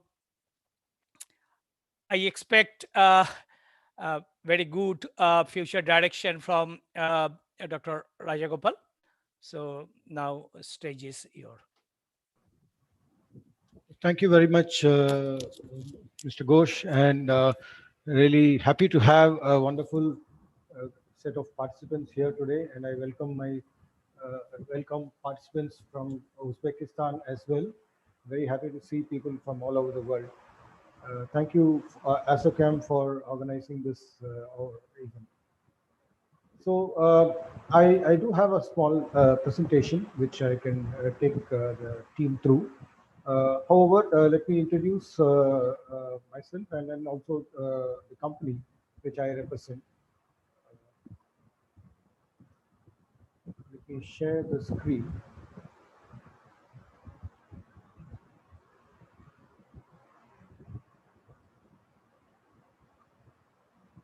Is this visible? Is the screen visible? Yes. So my name is Rajgopal. I'm director of Dr. JRK's Research. It's a company, as Mr. Ghosh has already shared, it's a company which has been there in the existence for nearly 30 years. And we are focusing on the finished formulation which are coming from medicinal plants which have the origin in the Indian system of medicine, or called the Ayush system, Ayurveda, Yoga, Unani, Siddha, and the homeopathy. In my view, in our view, there are endless possibilities of collaborations which are there, I would say, both ways. In the Indian context, Indian research teams and manufacturers can certainly collaborate with overseas partners. In our field of experience, the products which are based on traditional medicine systems, the research outcomes, as you may have heard of the traditional systems of medicine, there are several thousand formulations which are there, which have been known for very good treatment efficacy for several centuries. They all need to get more modern in the way they are approached, presented, and also justified.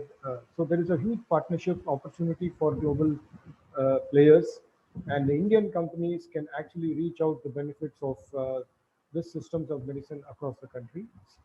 And for overseas investors and buyers to collaborate with Indian markets, certainly many formulations and products can find health care solutions for many problems which are plaguing the world. I'm very happy to say that a lot of Indian traditional systems of medicinal products were actually sent out of India, including our company's products, for during the global pandemic. And in some way, They have also helped in keeping the degree of the impact of the pandemic under control. So the possibilities are endless, and it can be both ways, is what our view would be. A little bit about ourselves. We are a research-based company. We make herbal ingredient-based formulations for the management of skin disorders like psoriasis. Psoriasis, as you can see on the right side of the presentation, is unfortunately a global phenomenon, with over 2% of the global population suffering from this problem. It's a skin disorder which actually has no known etiology. That means we don't know where and how it comes, but it's known as an autoimmune disorder. And similarly, vitiligo, which you can see on your left bottom screen, which is a skin disorder, which is typically a depigmentation of the skin. And then eczema, which is another global issue. Hair loss, loss of hair, is people are today conscious of their good looks, as well as various stress and strain of modern day life results in hair loss. Pain management, huge portion of the global population is suffering from various forms of musculoskeletal pains. So Dr. JRK's research has got research-based formulations for each and every of these problems. When we say research, our focus is not just on saying, it has come from a traditional system based on herbal medicines. No, we actually go into three key aspects of any good medicinal product, which should be there. First and foremost, the safety of the product, which is a big concern for definitely for the patient or the end consumer, and most importantly for the treating medical practitioners who are. So safety, and when it comes to international regulatory requirements, safety of the product is one of the biggest things, and we have established safety through various preclinical and clinical trials. That is the first thing. Then we also go into mechanism of action. That means how the product works. So we do laboratory evaluations. We have our own in-house setup, as well as we outsource from collaborations with leading institutions, as well as clinical research organizations, to establish how the product works. And last thing is clinically proving that the product actually works. Now we have understood the global regulatory requirements, and we have come out with a very unique herbal cosmeceuticals, which have got a distinctive benefit for the end users. So cosmeceuticals, cosmetics preparations which have a distinctive use, coming in the name of Verdura range, has been our last few years innovation, and we have come out with formulations for skin disorders. Just a minute, please.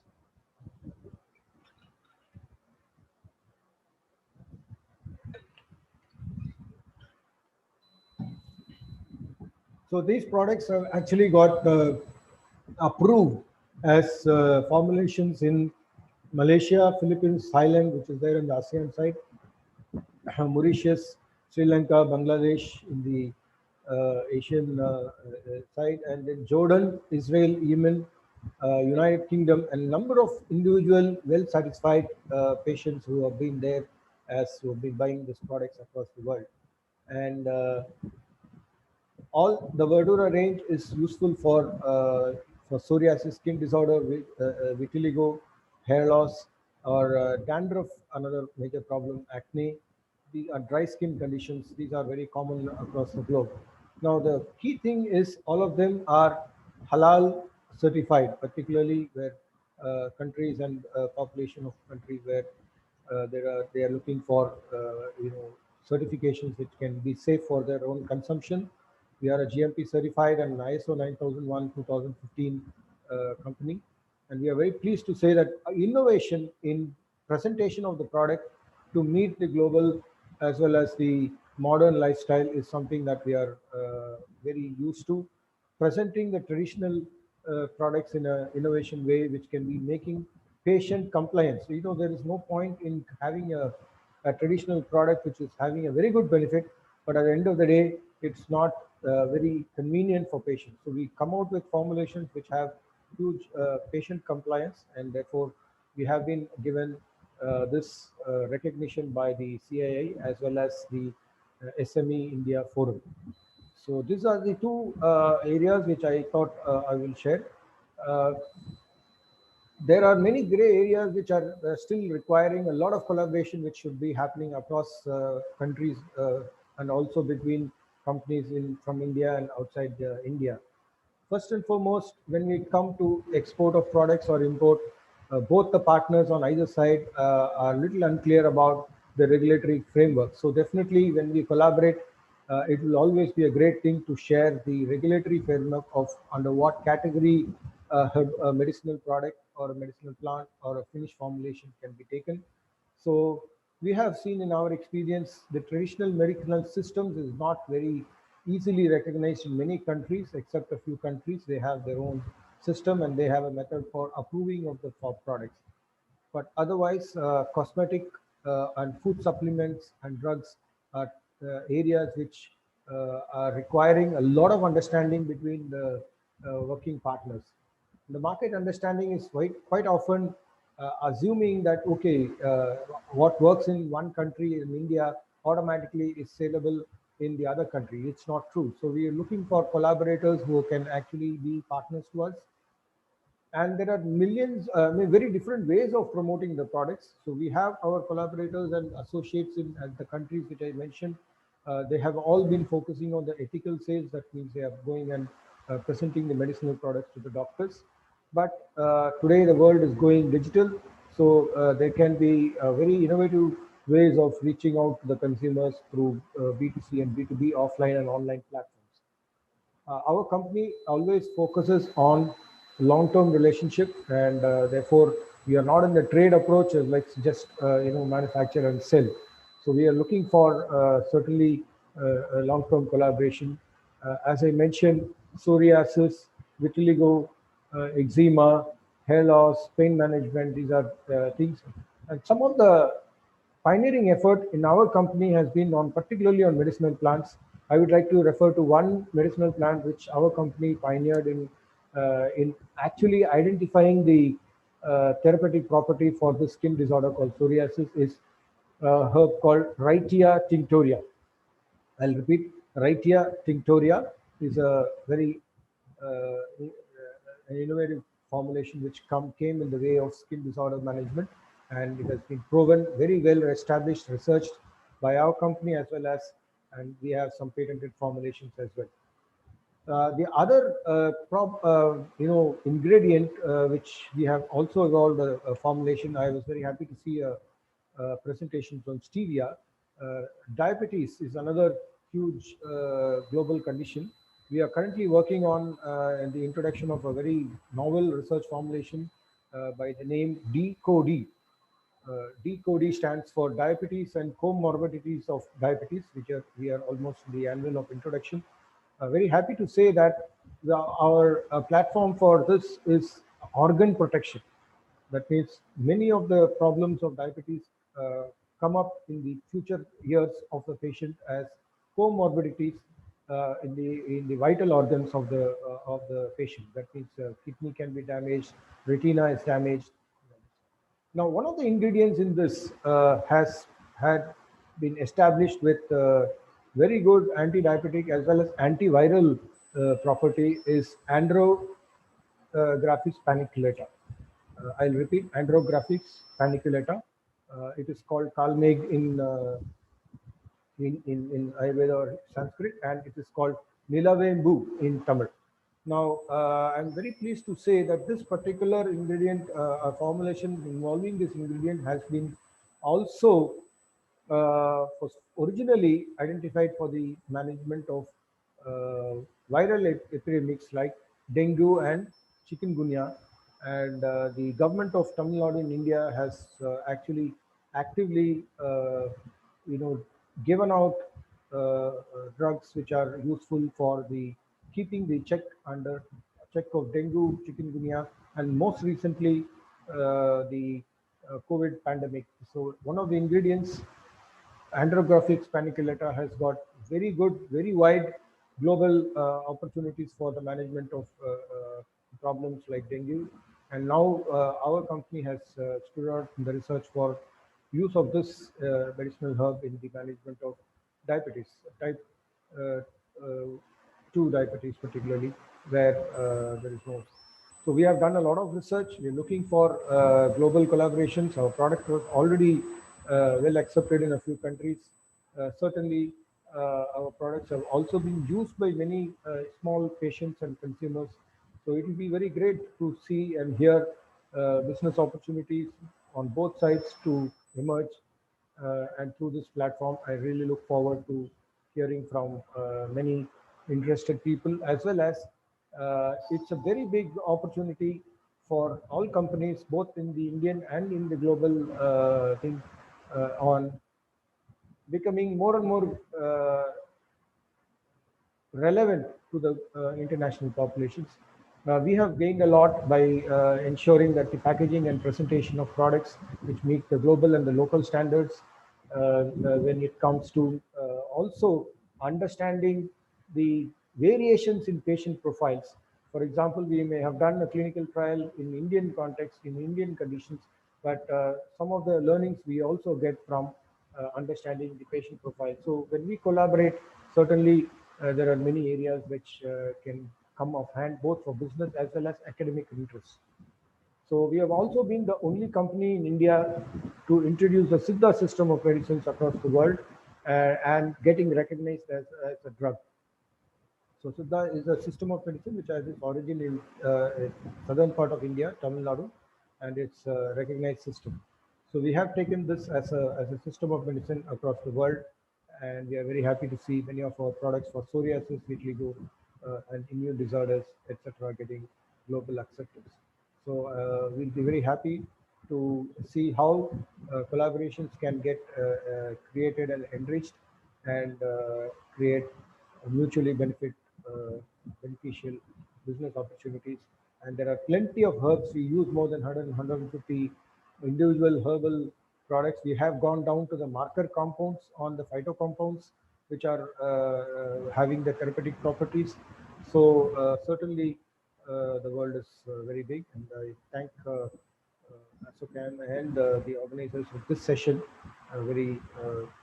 all the very best, and look forward to hearing from some of the participants on their questions or future opportunities as well. Thank you.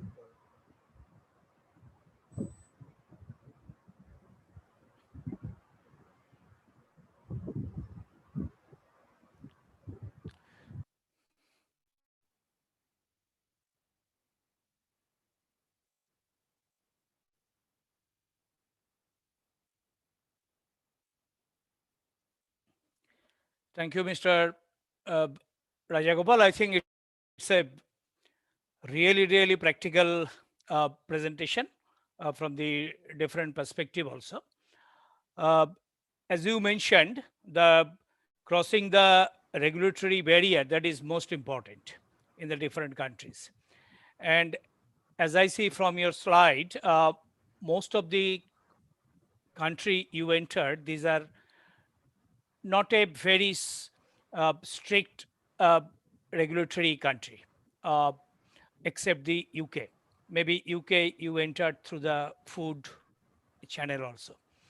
But all of your areas, that platform, the health platform, these are very important, particularly the psoriasis.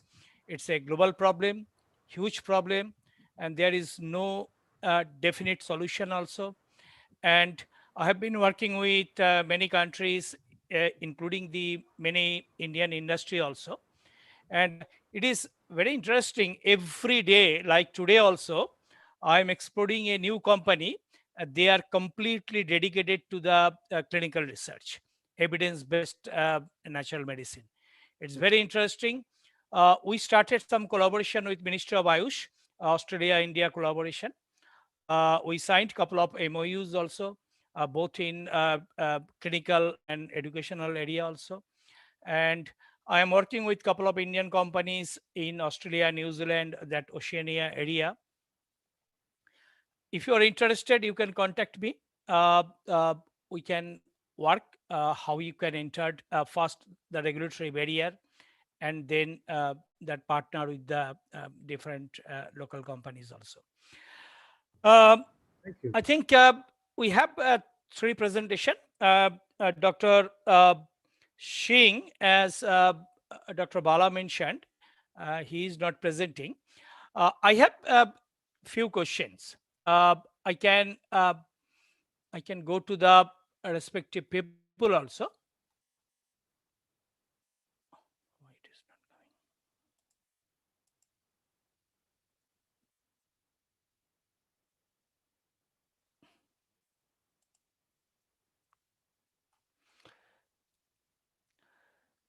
Okay, I think the first question, I think from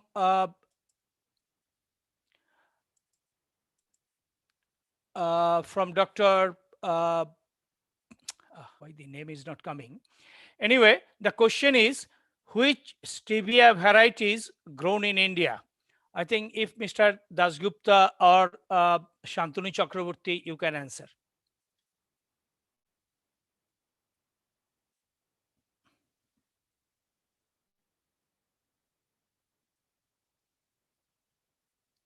Hello, Mr. Dasgupta or Shantanu Chakraborty, are you there?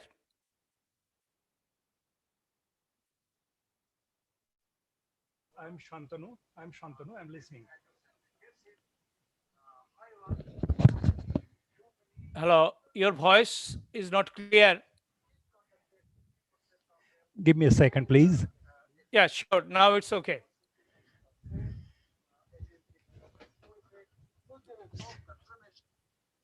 Yeah. Yeah, now I'm online and I believe I'm audible. Yes, yes. Yeah, you are audible. So which stevia varieties grown in India? We are not recommending about any specific variety so far. Right now, we are organizing a project funded by NMPB, where we are identifying the variety most suitable for Gangetic alluvial region.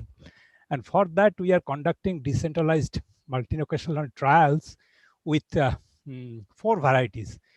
Originally, we started with 11 varieties collected from different parts of the world. And now we are zeroed down to 4 varieties. But the problem is there is no universal designation or name for those varieties. All those varieties are collected from different regions and they have their own indigenous name. So we have just allocated our own code to that. And what we found that these 4 varieties are suitable for Indian conditions, but there is no guarantee that a particular variety will be successful in any particular region. Whenever we start a new plantation anywhere, we start with conducting a small scale field trial there with all the varieties and identify the variety which is performing optimally there. And then we go for in situ multiplication of that variety in that place and start the commercial plantation with that variety only. And that is the process we recommend for all the new startup plantations. Good. The next question, I think Shantanu Chakraborty can answer. What is TSG and REB-A ratio? That depends on the variety. TSG is actually total steviol glycosides, and REB-A is a specific glycoside, rhabdioxide A. And higher the content of rhabdioxide A, better the test profile of that glycoside mix. So we always look for varieties which produces higher quantity of REB-A and lesser quantities of other glycosides. And what we feel that to be globally competitive, we need varieties in which the REB-A and other glycoside ratio is around 7 to 3. That is 70% REB-A and 30% other glycosides. Okay, and there is one question specifically to Shantanu Chakraborty. Why stevia import from overseas countries is not stopped since it is adulterated with synthetic sweetness? We do not have any specific information about any steviol glycoside imported from abroad, which is mixed with synthetic sweeteners. Steviol glycoside should conform to either the US FDA specifications or WHO specification or our FSSI specification to be sellable here. And that is the situation. And if if any incidence is found where steviol glycoside is adulterated with artificial sweeteners, that is to be dealt with very strongly. And I believe that that is the responsibility of our regulatory authorities. Sure, sure. There are a few messages from the Uzbekistan team also. You can read. They just mentioned some of their specification, price, and how they want to move forward in collaboration in this area. I think if you yes. permit me, we are in close communication with the Uzbekistan company for quite a long time, and we are discussing about establishing an extraction unit there. And right now we are in the process of finalizing the modalities of establishment of extraction facility in Uzbekistan with joint investment. That's great. Just my curiosity. We all know, I think China is the largest manufacturer of stevioside. Where is India? Top 5, top 10? Extraction capacity wise and plantation area wise, I believe India is not even come within the first top 10 in the global scenario. In our case, our plantations are very small, fragmented, scattered all over the country. We do not have any commercial extraction facility here. Whatever small commercial extraction facility we have here, those are very small capacities and are amateurish in nature. So it's a nascent sector in our country. There is scope of growth. We have several advantages over China.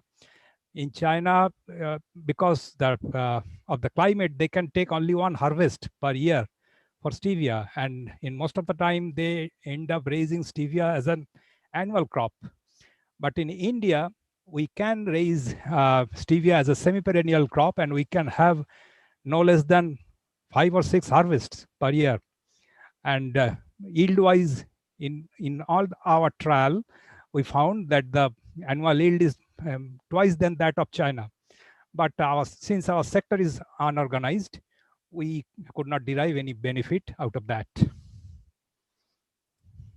Sure. I have one question to Mr. Rajagopal. Are you there still? Yeah. Okay, Yes. I just had something. Yeah, please. You mentioned your manufacturing, that is GMP certified. What type of GMP? Is it a CGMP or Ayush GMP or that food GMP? It's an Ayush GMP certification. It's a Ayush GMP. As you know, most of the developed countries, they only accept CGMP or pharma GMP product also. I think Yes. if you want to market or collaborate with overseas company, you need to upgrade your GMP status. So we are working on that. I think your point is very right, and we are working towards understanding the requirement and also upgrading our infrastructure and our processes to ensure we are able to. As I think very soon we should be able to present our application for that. And all your clinical trial, these are all double-blinded, placebo-controlled trial. Yeah, we have most of the trials are getting registered under the CTRI, Central Clinical Trial Registry of India, and depending on the nature of the clinical trial outcome or what is the scope of the clinical trial, if it is efficacy, tolerability, and certain parameters which are need to be evaluated. So it is by and large so far it has been post-market trials, and as part of the trial methodologies which are accepted by the ethical committees, we undertake the methodology in line with the hypothesis which needs to be tested as well as the acceptable clinical methodology. So double blind is one of the many methodologies, depending on what is the proposed evaluation. So it varies. And most of your product are multi-herbs formulation or single herbs? Most of it, there is one product which is, as I said, very well known for the management of psoriasis. The first product which we had, it is named as Dr. JRK's 777 oil, 777 oil. That is a single herb formulation. And but over a period of time, we have evolved formulations which have multiple benefits, which in terms of clinical outcomes and also requirements for the patients and different stages of the diseases. So we do have many products which are polyherbal formulations. We have also a range of products which are single herb, which are coming under the category of classical traditional medicines. So, for example, you might have heard of Vitania somnifera, which is ashwagandha as we know it in Indian context. There are Guduchi, which is Giloy. These are also products which we have, which are single herb formulations or single ingredient formulations, or extracts of the Indian gooseberry amla key is there. So we do have single herb formulations as well. But our research-based products formulations are typically polyherbal formulations. Sure.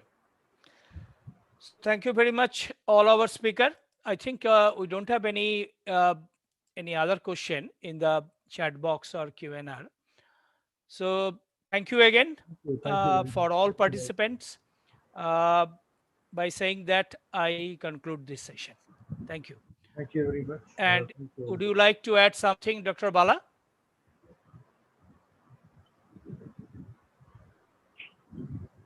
Sir, if you have something to say, then you can also take your time for that.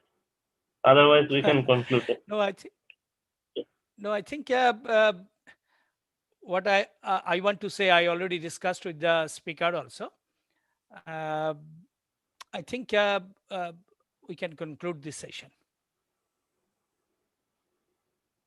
Okay, sir. Thank you very much for sharing the session. Thank you, all the speakers. Thank you all.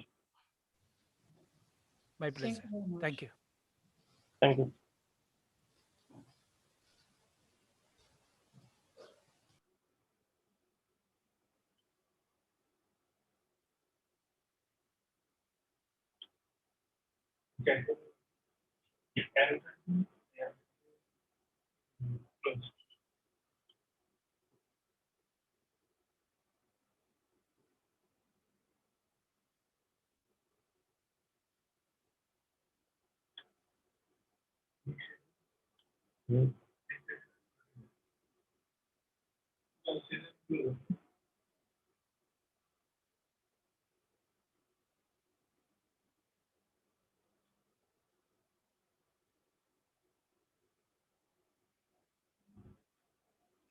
এটা ইয়ে করতে হবে, জানো?